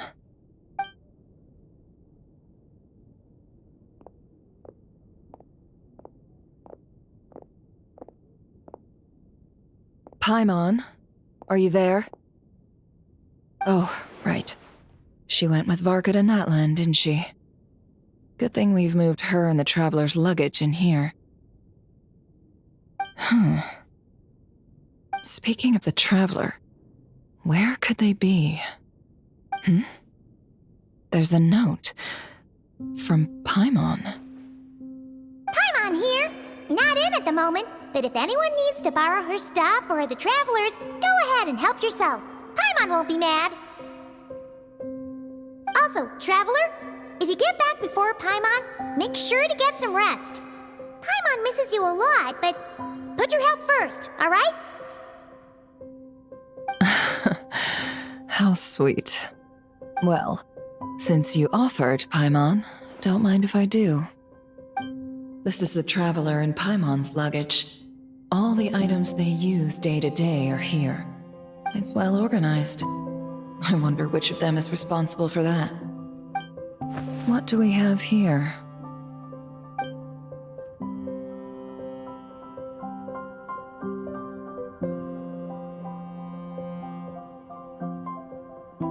The camera captured a special moment that can only occur between people who are close to one another. You can really sense how the photographer feels about their subject. I wonder why this picture was placed outside. Is it because Paimon recently looked at it?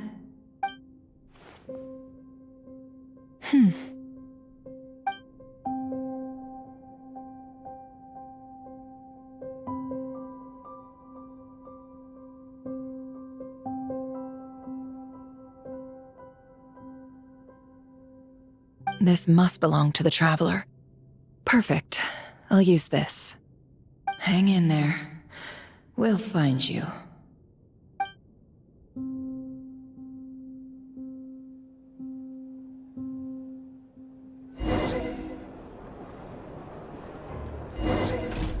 Polonia.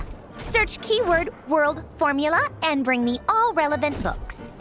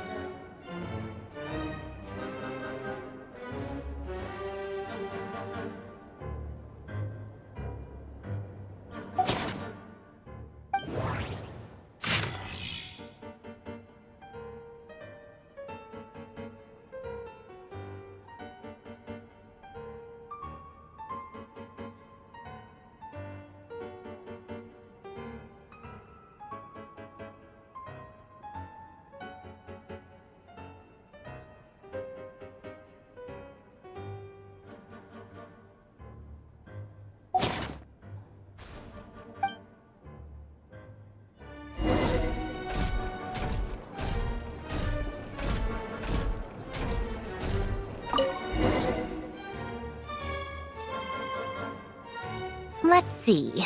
This one is on Tonki's sermon dictation concerning the apocalypse. I believe that the correct term for this is Fortuna.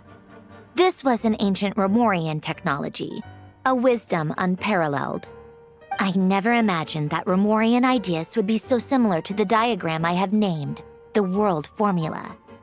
This is strong evidence that human civilization should gradually shed possibilities as it continues to explore and evolve.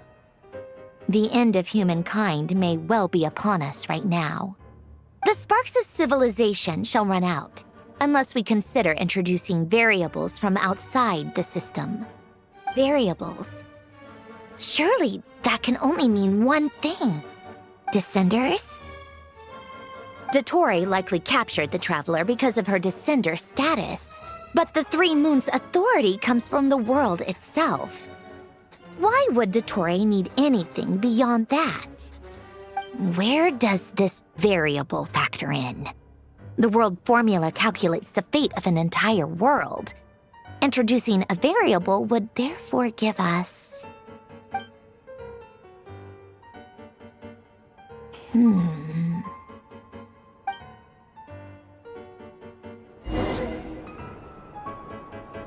Polonia, search keyword pathway and bring me all relevant books.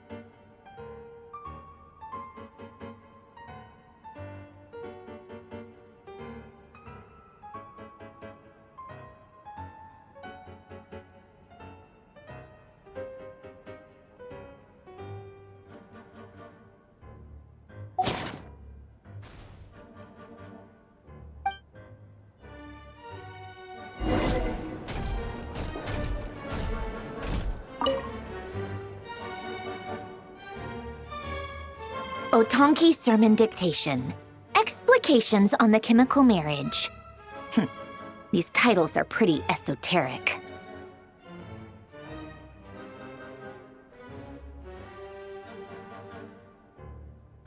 Observe and compute the pathway displayed in the guidance diagram.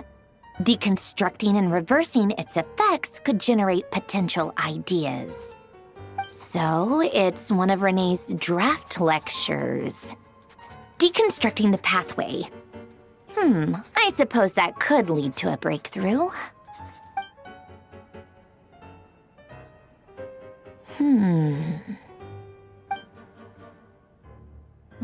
This is so long. This guy sure loves showing off his knowledge.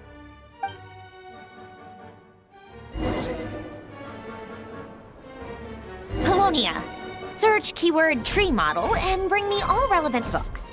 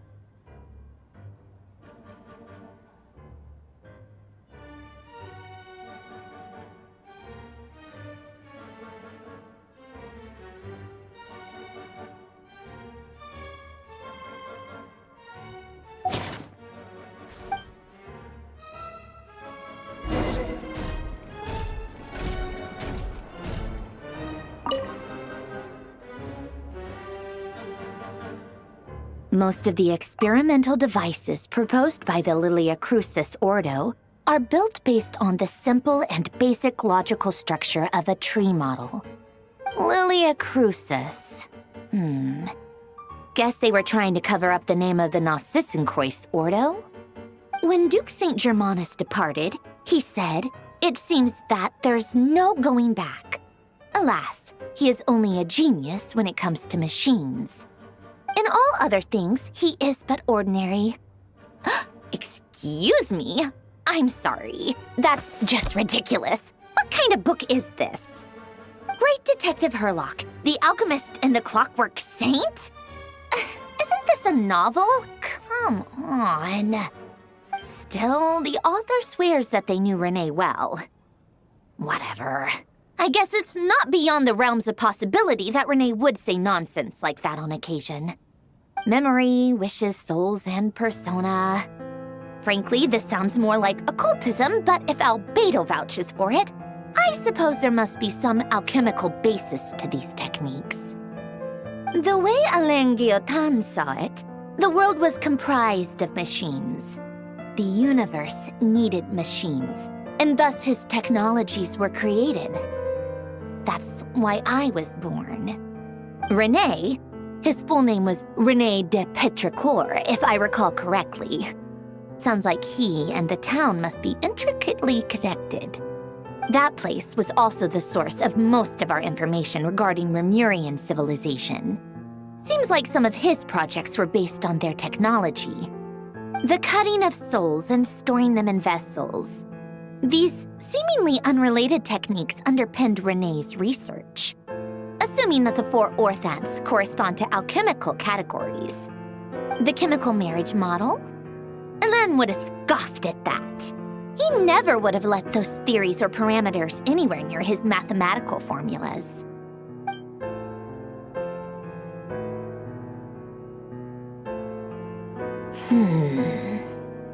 What was Alain's view on Renee? I know he mentioned the name, albeit very rarely. Oh, now I remember. Alain's old notes are here too. They mentioned Renee once. Renee seemed most out of sorts when he spoke to me. A lack of sweet foods has dulled his mind, I should think. Either way, his words are not to be believed. Yep, that sounds like Alain. My subordinates actually did a half-decent job digging out all these materials. Makes a change. Good for them. Some of Alain's old files are completely consistent with these records. He must have gotten them from the Tower of Gestalt. I never knew he got his hands on Renee's records that early. He may have kept them, but he never even attempted to use them. Didn't believe a word they said. Come to think of it, Renee's world formula was filled with calculations of constants. That shows he believed that the fate of the world to be predetermined. As for Alain, it's been too long. I forget what he said. What would he have said? A guy like him, fervent believer in machines, but not headstrong enough. The world can be changed. It is worth persevering. Yes, that's how he used to think at least. He created that procedure to save this world. Yet the scale of the world's fate proved too enormous. The result was beyond his ability to calculate. He died having never seen the outcome. And there I was, left behind in the ashes of his dreams. Did you really never take a close look at Renee's research? Or did you read it but deem his philosophy incompatible with your model? The very thought of trying to incorporate his ideas probably made you feel sick to the stomach. Well, don't worry, because there's a whole new category of lunatic in town. Next to Dottore, every other madman looks sane. You once asked me what I wished for. Should have asked him instead. He's the one pining for things you'd sooner die than witness.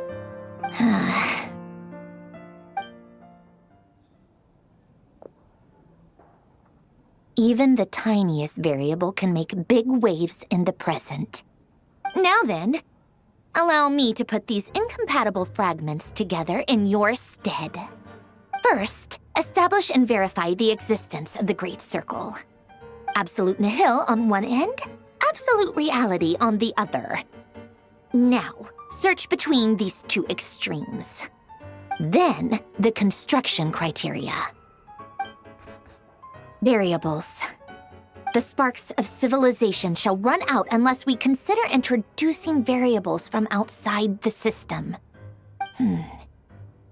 Input variables. Traverse the world, space-time, and civilization, then extract the essential nodes from the records to determine which variables they point to.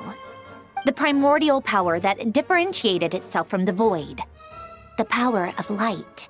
Yes, light. Records. Hyperborea. This is so horrendously complicated. After all that, I'm still missing a few variables. I need to think this through again. How do you think it looks, Polonia? Like the frenzied scrawlings of a madwoman? Fine, keep it to yourself. It's not like you can talk anyway. I'll assume you gave it a passing grade. I jest. But true madness does often start with trying to save the world.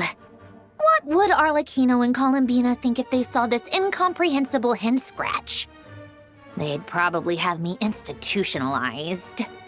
So would Rosaline. She's been dead for a while now.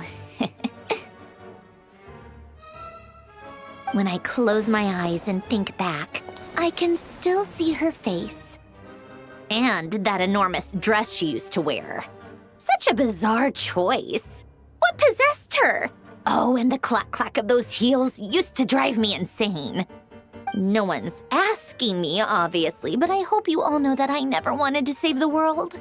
I'm not crazy. I don't have delusional ambitions, and that's a clinical fact. The world needs a solution, but I don't need the world's validation. It's the world begging me for answers, not the other way around.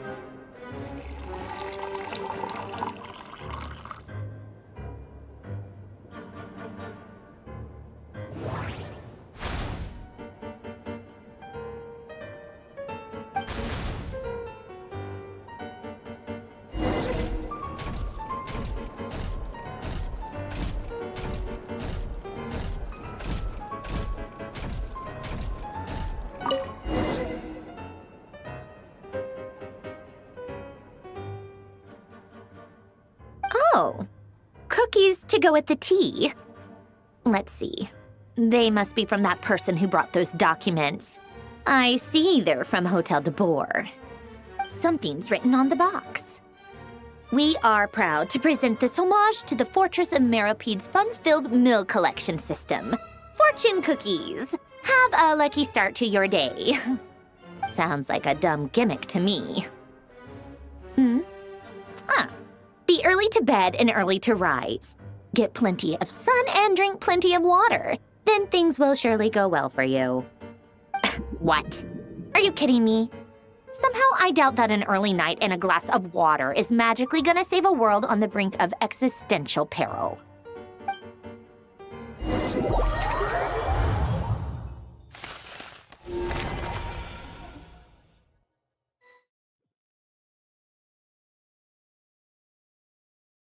Lady Arlecchino, word has reached us that Lady Marionette's troops are all in position. They are ready to act as soon as the order is given. Excellent. The only thing is, they are fewer in number than we expected. It looks like many of them must have lost their lives at the hand of the monsters released by the Doctor. Can't be helped. Allow them to join our ranks and keep in contact. As you wish.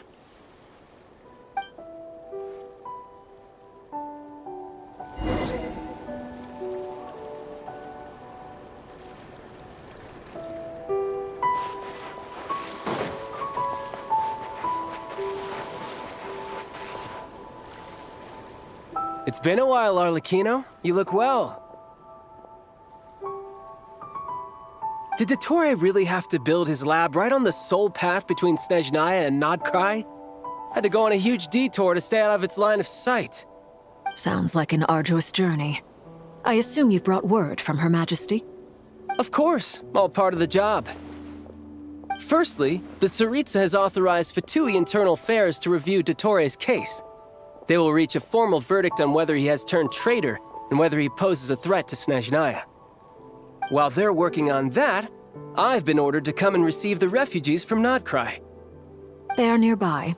My team will escort you to them shortly. Great. Aside from that, Her Majesty has a message for you and Sandrone personally. Huh? Where is Sandrone? She stayed behind to work since I was making the trip anyway.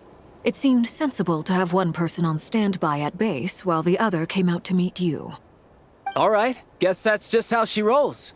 In that case, tell her that the Tsaritsa's decree this time is pretty awesome sounding. I think she'll like this one. Still, I wonder what... Wait, what's that? Did one of our troops turn into a monster? Take him out.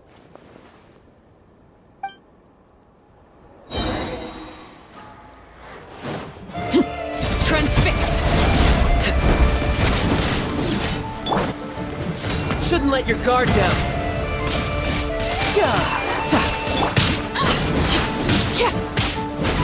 You've gotten stronger, Arlecchino. Nice. Stop that right now. I appreciate the praise, but I'm not fighting you today. I knew it.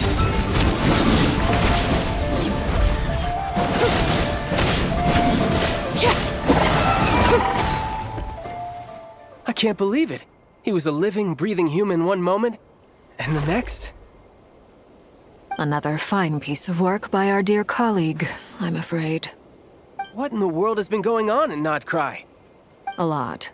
But long story short, Dottore stole 2 moon marrows that should have belonged to Columbina, then built a 3rd moon marrow of his own to concentrate the Trilunar Authority in his hands. What? What do you mean he built a moon marrow? People build roads and houses, not moon marrows. What's his next DIY project? He's gonna build a god? You could stand to be less surprised. We are harbingers. The work we are engaged in makes the creation of gods seem mundane by comparison. I tell everyone who asks that you once crossed swords with Rex Lapis while serving as a key supporter for Rosaline's plan. But right now, you're acting like a common adventurer. Thanks for speaking up for me. Those 2 really took me for a ride back then. Then again, surely no common adventurer would manage to get tangled up with them the way I did. That's gotta count in my favor, right? It almost sounds like you wish to repeat the experience. I might have to lower my opinion of you. No. I'll stop talking. Please, go on. Dottore is currently still experimenting with his newfound power in ways that continue to corrode the outside world. As for the human mutation, I believe this is simply a consequence of his experiments, and not a strategic move. That radiant beast was once a subordinate of Sandrone's. I suspect he was only allowed to live so that he could become an experimental subject. Also, those of us who fought Dottore have been afflicted with a curse. As such, I cannot leave Nodcry. This is so much worse than I thought. No wonder Her Majesty's decree is so extreme. While these exceptional circumstances persist, the Harbingers are hereby authorized to use unilateral executive powers. Should Dottore pose a threat, Arlecchino and Sandrone are permitted to eliminate him. My thanks to Her Majesty. I will pass these good tidings on to Sandrone. Her Majesty has also declared that she will refrain from launching an attack on the now evacuated Nodcry due to the presence of unretrieved research material. A wise decision. By the way, how's my old partner doing? I'm assuming they're with you? Partner? You mean the Traveler? I'm afraid I have bad news. She was captured after our failed assault on Dottore's lab. Her whereabouts are currently unknown. What? Why? Since when does Dottore have a bone to pick with her? That is indeed the question. I'm not sure he does. He must have some other goal in mind. This won't do. I have to rescue her. You can't. We have no idea where the Traveler is. What am I supposed to do then? Stand here twiddling my thumbs? Sandrone is working on it. The best thing you can do right now is complete your mission.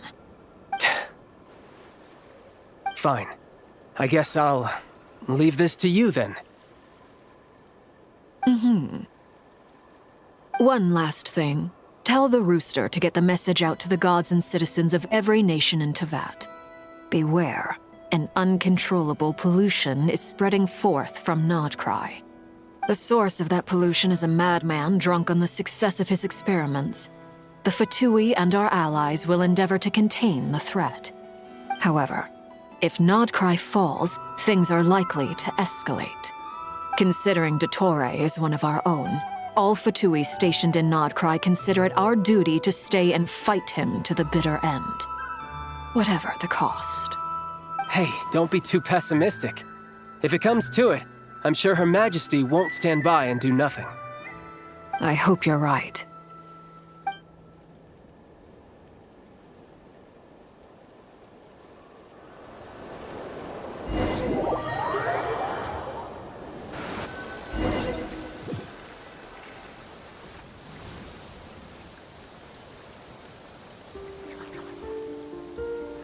You're right on time.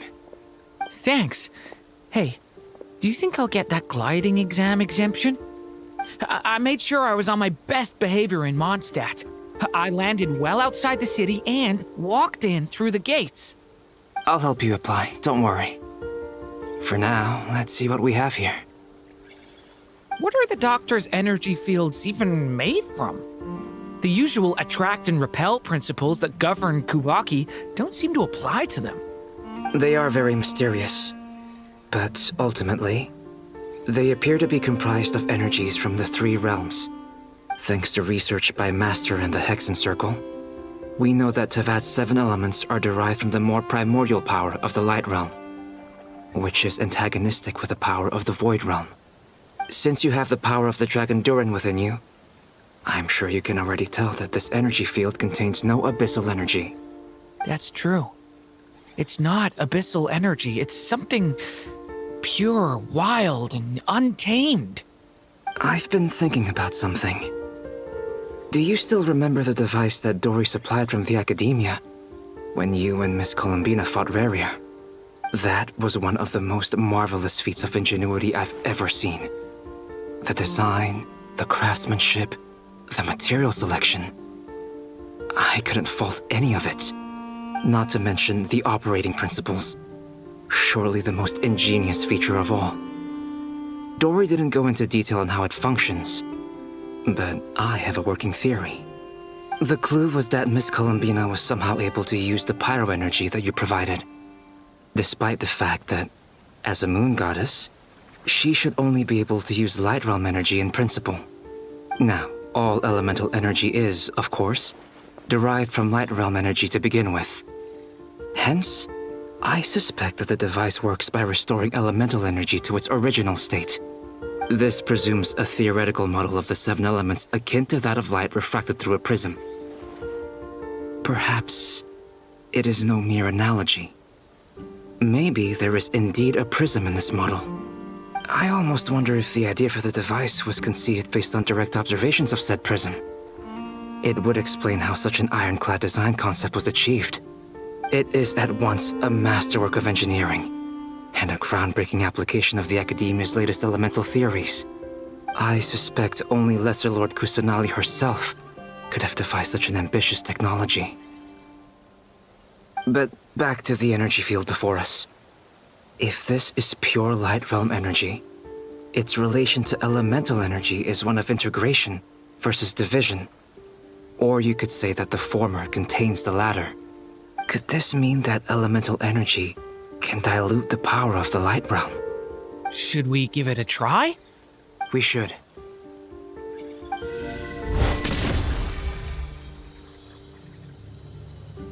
Ha!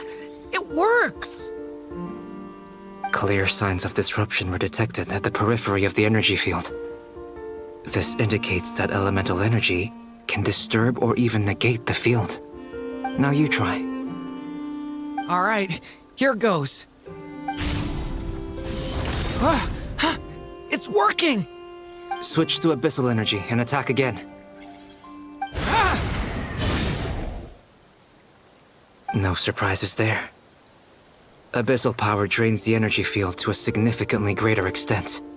I now feel confident in asserting that the energy field is indeed pure light realm energy, and that elemental energy can dilute it. But the energy field is huge. How much elemental energy will it take to neutralize it? We don't have to neutralize it completely. We can try other approaches. That's all for theory. Would you like to continue watching? So you knew I was here. Huh? When did you get here? A while ago. But Albedo sounded like he was working on his thesis defense back there. Back in Sumeru. You can end a person's whole career by interrupting them mid-speech. Very thoughtful of you. I'm truly touched. Could I ask you to lend me a hand? With what? A little test. Try using Anima to unleash a concentrated assault with circular blades, with the goal of breaking through at a singular point. Nice! This time it tore through the field. Tremendous. This is a major breakthrough. Should we go through? We probably shouldn't risk having mutually antagonistic energies in such close proximity. Durin, you stay here and watch the entrance. Hat Guy and I will go in to investigate. Sounds sensible to me. Keep your eyes peeled, Durin. Don't worry, I got this. You two be careful in there. Just give me the signal if you need help and I'll dive right in. What do you mean, signal? It's based on a new alchemical concoction I developed last month. When 2 bottles of it are smashed on the ground together, they emit a blinding burst of light. If it comes to that, remember to shield your eyes with your hat. Glad I asked. Thanks for the heads up.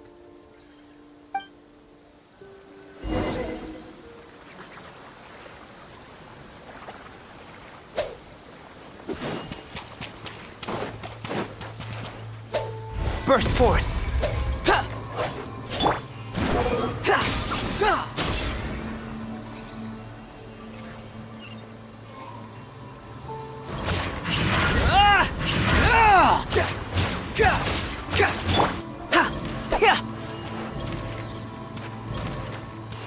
Come into being!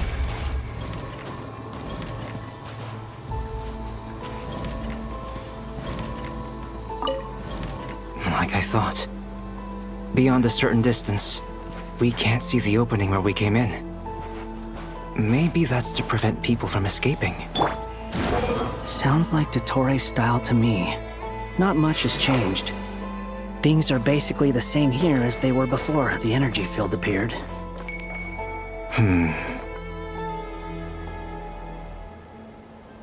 They have no heartbeats and they're not breathing. We can only assume they're dead. But there are no visible wounds. Also, there's an animal squatting next to each body. It's watching us. That's not an animal's gaze. What are you trying to tell us? Doesn't seem eager to talk. I guess maybe it's just an animal after all. Let's keep looking around.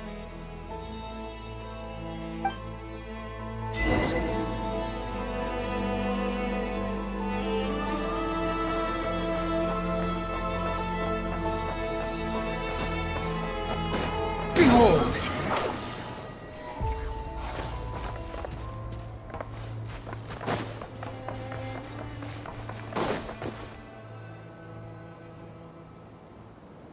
Same situation everywhere. Not a living soul in sight. Just countless bodies with animals standing watch over them. Well, I think we can safely rule out the possibility that they're all pets. Is skirting around the topic your way of showing consideration for other people's feelings? Just being cautious. I don't doubt that you can handle the truth.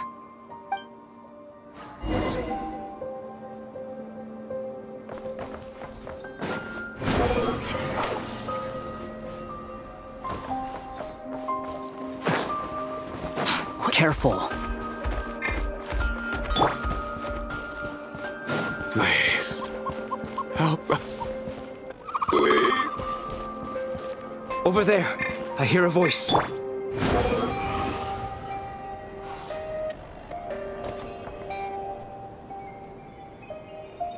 Please. Help us. Please. What happened here? I don't know. Suddenly, everyone collapsed. Then my line of sight got lower.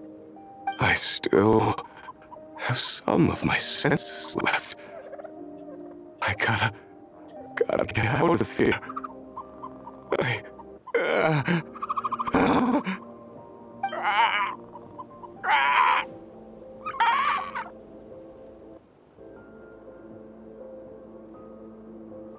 It looks like there's a huge experiment going on inside this energy field. Maybe each energy field is its own giant experiment. Vile. He's swapping human minds with those of animals. Even without the other circumstances, this would be an extremely radical experiment. Those people may have lost their sense of selves, but they are not fully animals either. If they were, they would have left. But instead, their instincts are driving them to remain by their dead bodies. We should go. No sense in sticking around here longer than we need to. Agreed.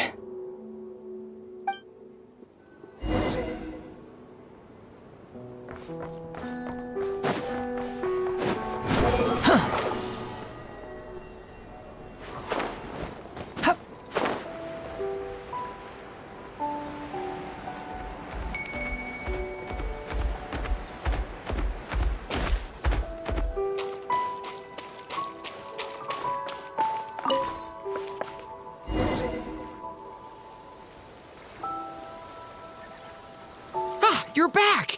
Everything okay? We saw some things that take a strong stomach. Otherwise, we're fine. We should share our findings with the others.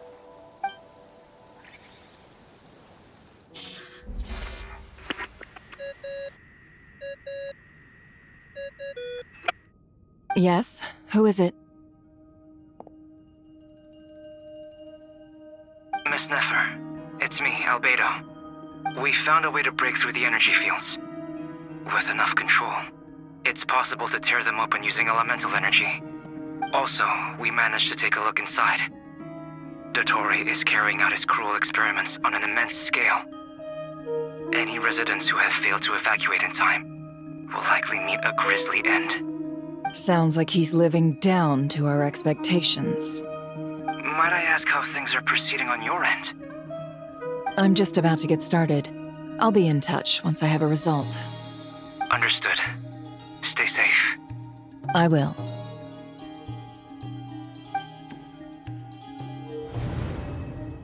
Well, Nefer, I'll link up with you once my tasks are complete. What makes you think I'd need you to do that? I'll need it. And considering the way you approach certain matters, I think you'll be better off with me present.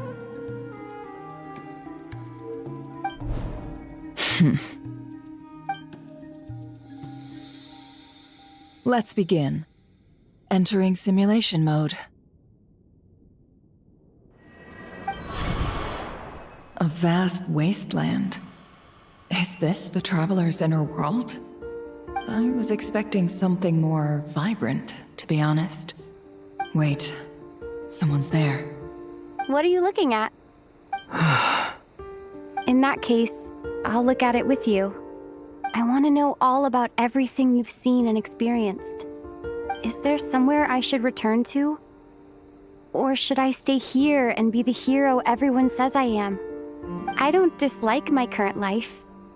Roaming the land, fighting battles, accomplishing missions, earning a living, looking after Paimon. It's not so bad.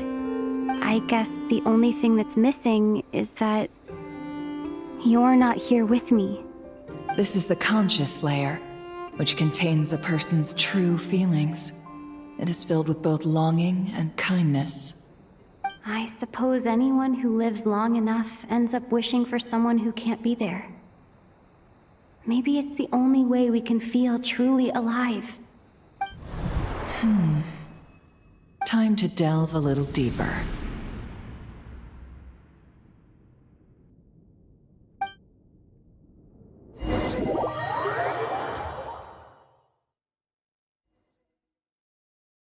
Nasha Town is hardly the optimal choice for a place to live, but it has character and a reasonable population density.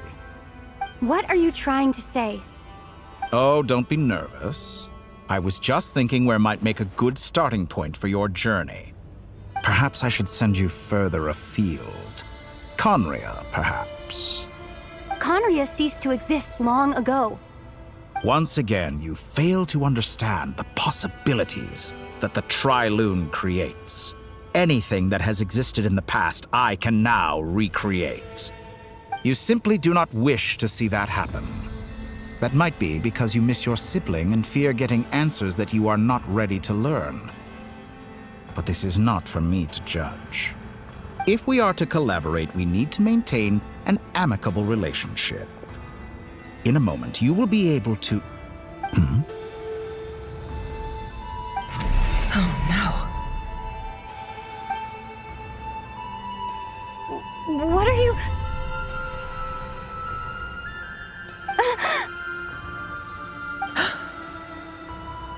What are you gonna do? Don't move. Something unwanted has crept into... Oh? Gone as quickly as it came.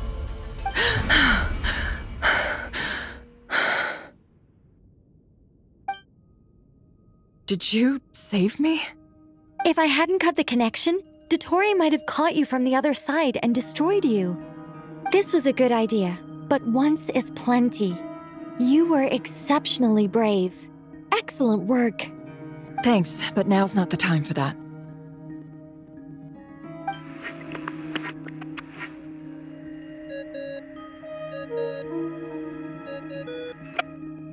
Albedo speaking. I think I know where she is. What is this endless darkness? I can't see anything, even though my eyes are wide open. But why? What happened? Ah, sorry about that. I take it you didn't notice. Just now, a friend of yours took a little peek into your mind. Could it be Nefer? How did she do it? Did she use something as a medium to connect to me? Do you think she's aware of your current circumstances?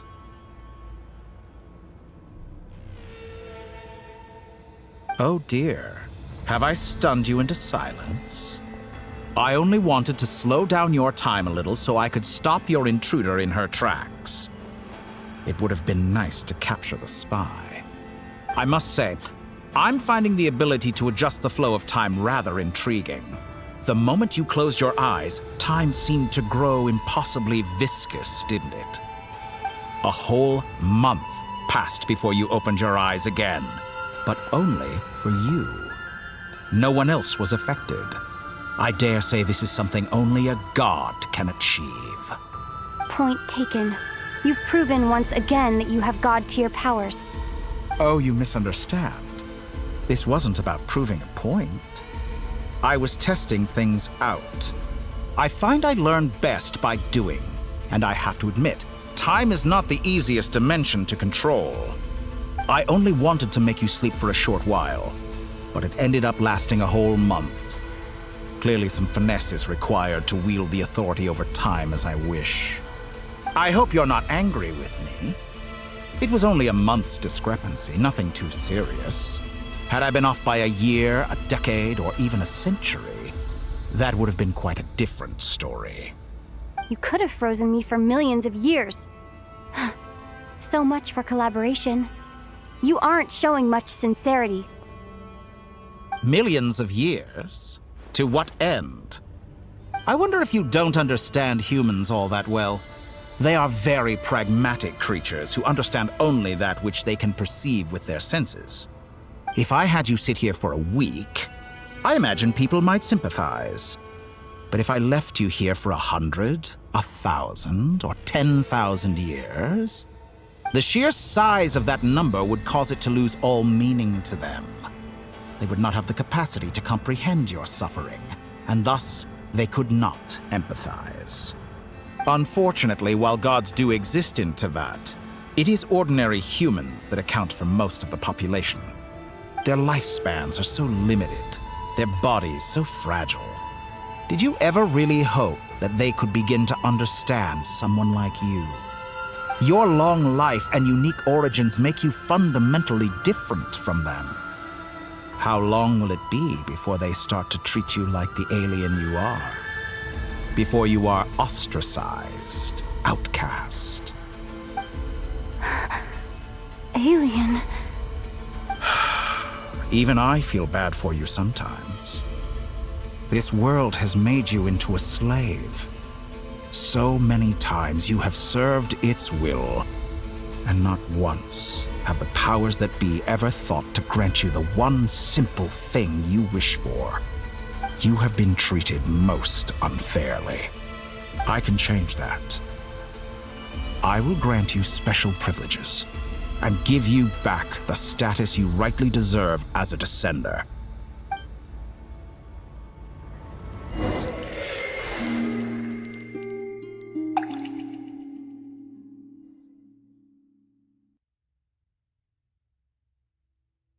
I've entered the past 3 times at this point, but I still have so many questions. For instance, beyond each point being further back in time than the last, what determines the specific locations at which I can make entry?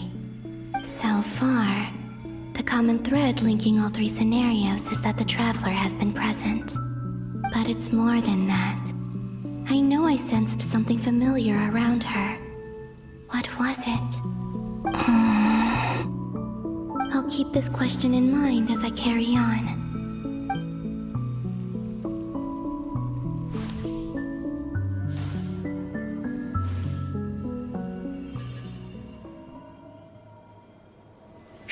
Humans, you never change.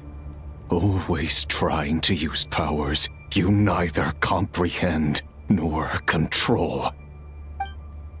This looks like Star Sand Shoal. Was this before Rerir regained his physical form?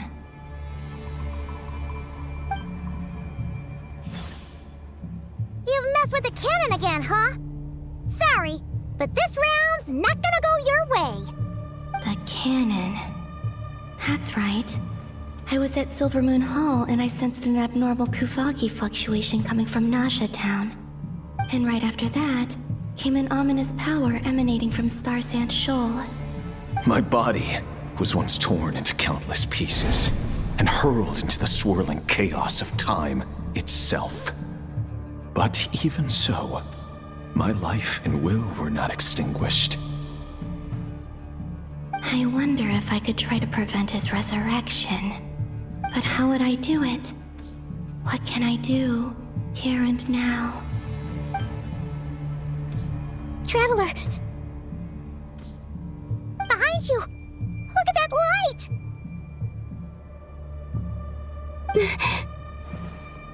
No, I won't make it in time. She's using the Kuvaki shield like I taught her. Is she gonna use it to block the cannon's beam? She's strong. I'm sure she can manage. But the force released when the beam impacts the shield might lead to collateral damage. Easy Island. The Frost Moon Scions will be exposed to lethal levels of Kuvaki. A question, if I may. Kind Miss Columbina.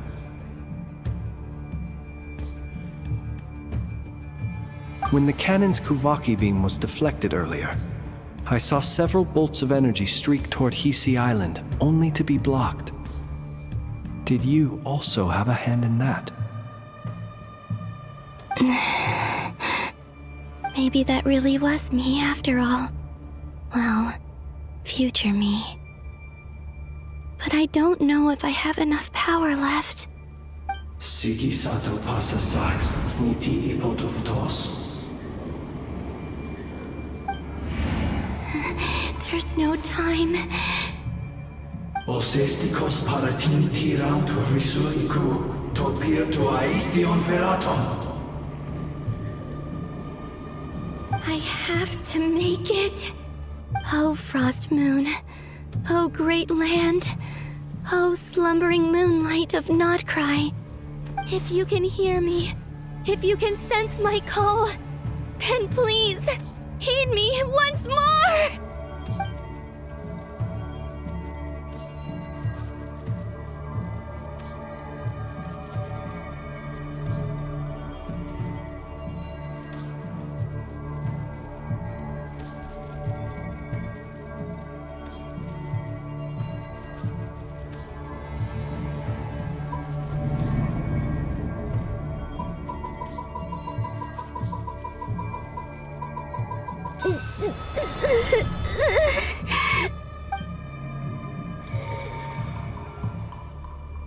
Did it work?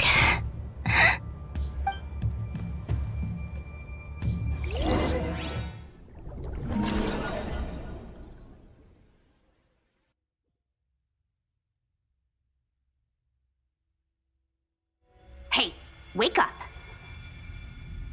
Hey, did you hear me? Columbina, I said wake up now! Oh, good morning, Sandrone. It's 3 in the afternoon, actually. And could you kindly not use my quarters as your personal nap room next time? But I feel so safe here. And your coffee, right? It's so bitter, but it smells lovely. It's like you were raised by wolves in a forest or something. What did you drink growing up? Grass tea? The Frost Moon Scions certainly led a more frugal existence than the Fatui. Then I'll bet you've never eaten one of these before. It smells delicious.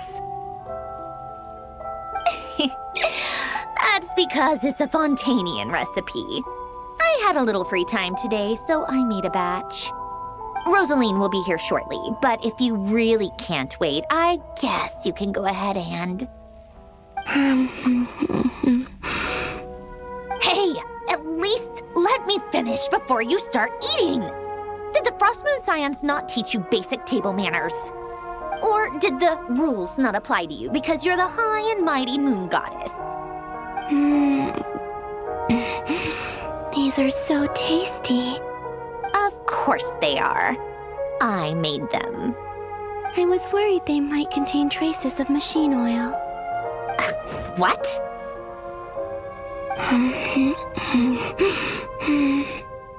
You know, there's something I've always wanted to ask you.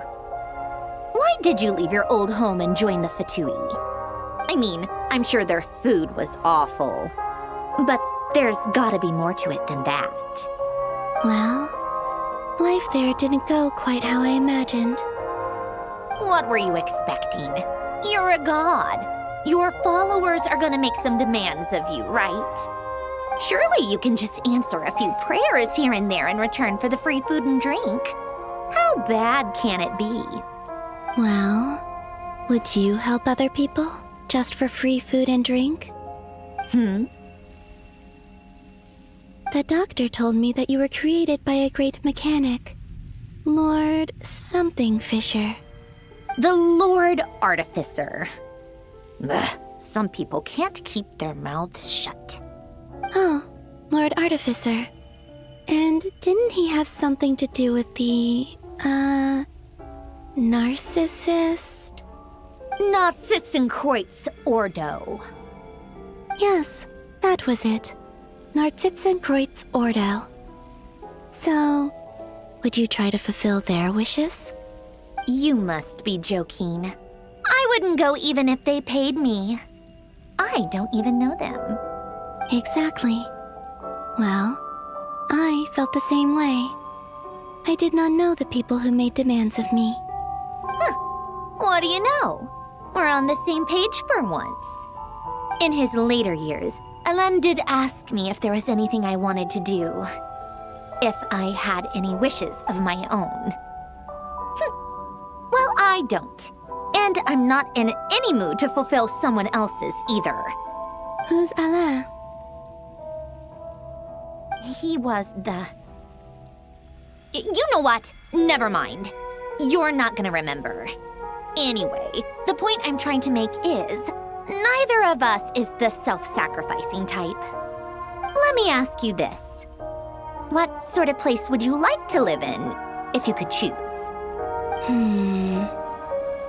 A place where people don't ask me for things I cannot give them. Where they don't worship me, or fear me, but just want to chat with me like a normal person. I'd also like the freedom to come and go as I please. And ideally, it would be somewhere with the smell of coffee and snacks. Not to burst your bubble, but no such place exists in the world. Now, take your snacks and scram.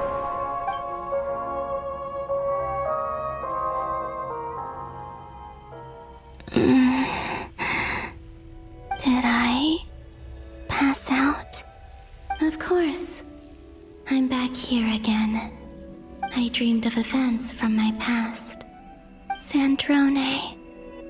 Traveler. I miss you all so much.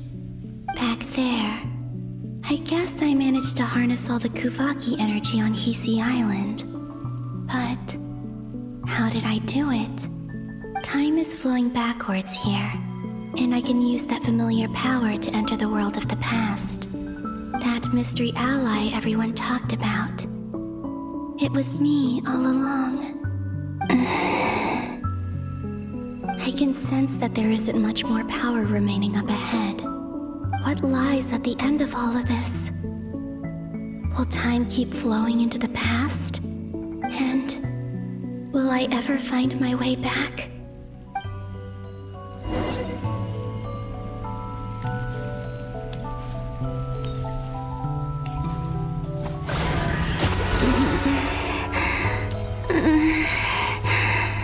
It's getting harder and harder to use my power.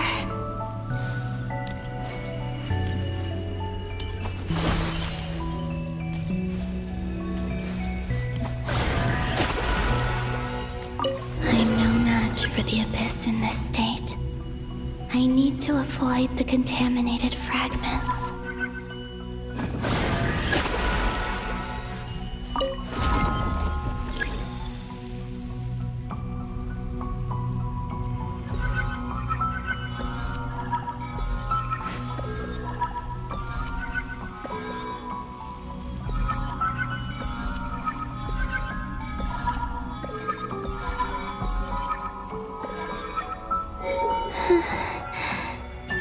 Time to go. I wonder where I'll find myself this time.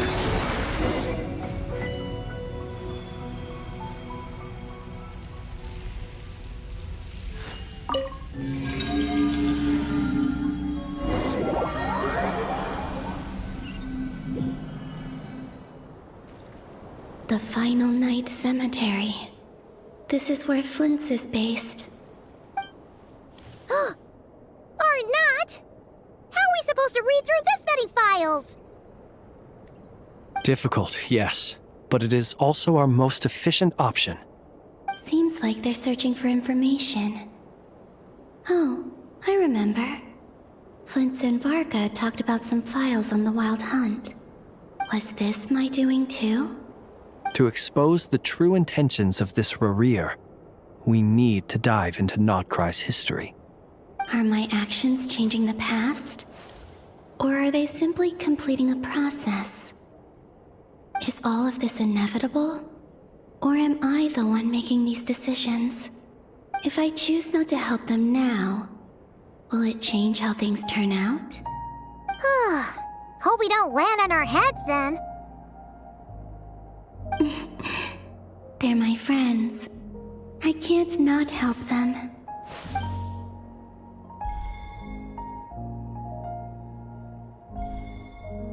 Ghost! And the other one was... here. Hey! Another file's moving!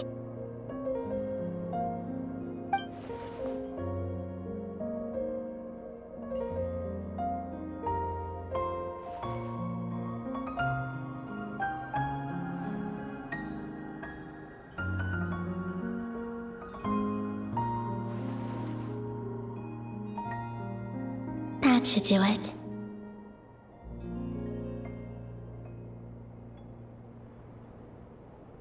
Hmm? Luanatar? You can sense my presence?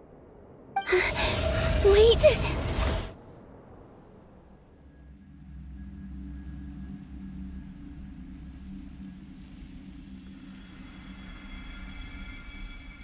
Luanatar.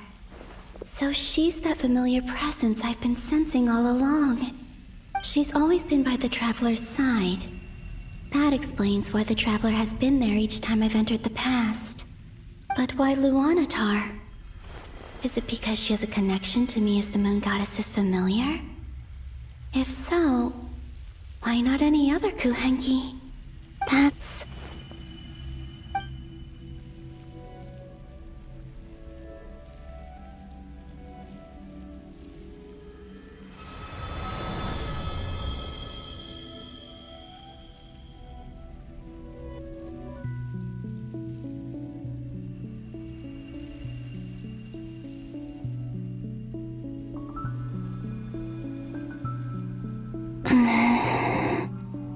I cannot sense any power up ahead.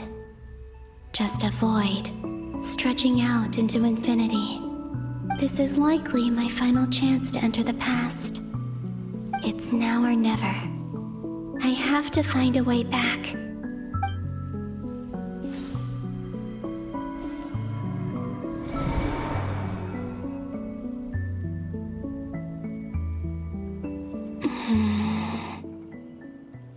Easy Island? How far back in time is this? Where's Luanatar? I can't sense her presence this time. Oh, seeing Anafa and Aino reunited like that sure was heartwarming. Traveler, Paimon. No, stay calm. I don't have much power left to change things. I don't even have that much time left here. Think, Columbina. How do I find a way back? A way back... to where? Do I go back to Moon Prayer Night? Or to the future that followed? And if I return in my current state, what will become of me then? Dotori's actions that day proved that he'd been planning that for a long time. He had already seized the power of 2 moon marrows before capturing me. Even if I managed to get back, how can I fight against him when he wields the Tri-Lune Authority? I can't. If I go back like this, I'll be playing right into his hands. I have to find some way of rivaling the power he has usurped. Wait. Time flowing backwards. The Tri-Lune Authority. Does that mean... I think I know what the final destination of this lunar reflection might be. I know what I must do. Speaking of homes, we must already be close to where the Frost Moon Scions live. The vibe here feels different, just like the scenery. But how do I communicate my plan to my friends? Should I write it down here? No. Someone else will see it. I need something with a close connection to me. Something I can use as a medium to tell them what's happened to me in here.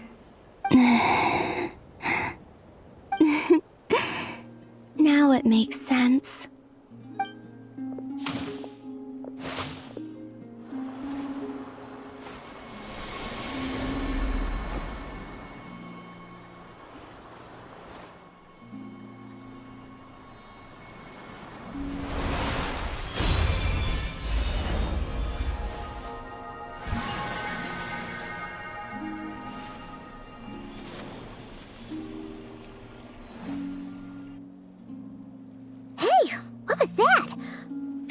Some sort of breeze blew by, and then the petals suddenly turned into... Huh? It was I who brought Luanatar into being. I gave up a piece of my own soul to create her. That's why I could sense a familiar power from the moment I entered this space. It also explains why she's been present in every past location that I've entered. Because we have a deep connection. Hey there! What's your name? And the reason why there are no more gates to the past after this point is that Luanatar hadn't been born then. No wonder I sensed the trace of a blessing when we first met. But I still didn't recognize the soul hidden within you. Back then, I was just a little lost dove. I had yet to become Columbina Hyposelenia. Go on now. We've got stuff to do. Best you find someone else to hang out with. Hey, you scared it off. I'll be counting on you. Remember to stay by the traveler's side, guide her, and help her in my stead. Oh, and bring her to the garden where the moon prayer blossoms grow. There's a little lost dove there who will need her help.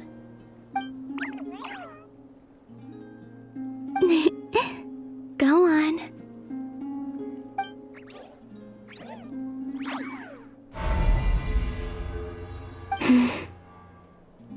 You too. Go and live your story. As for mine must go in a different direction.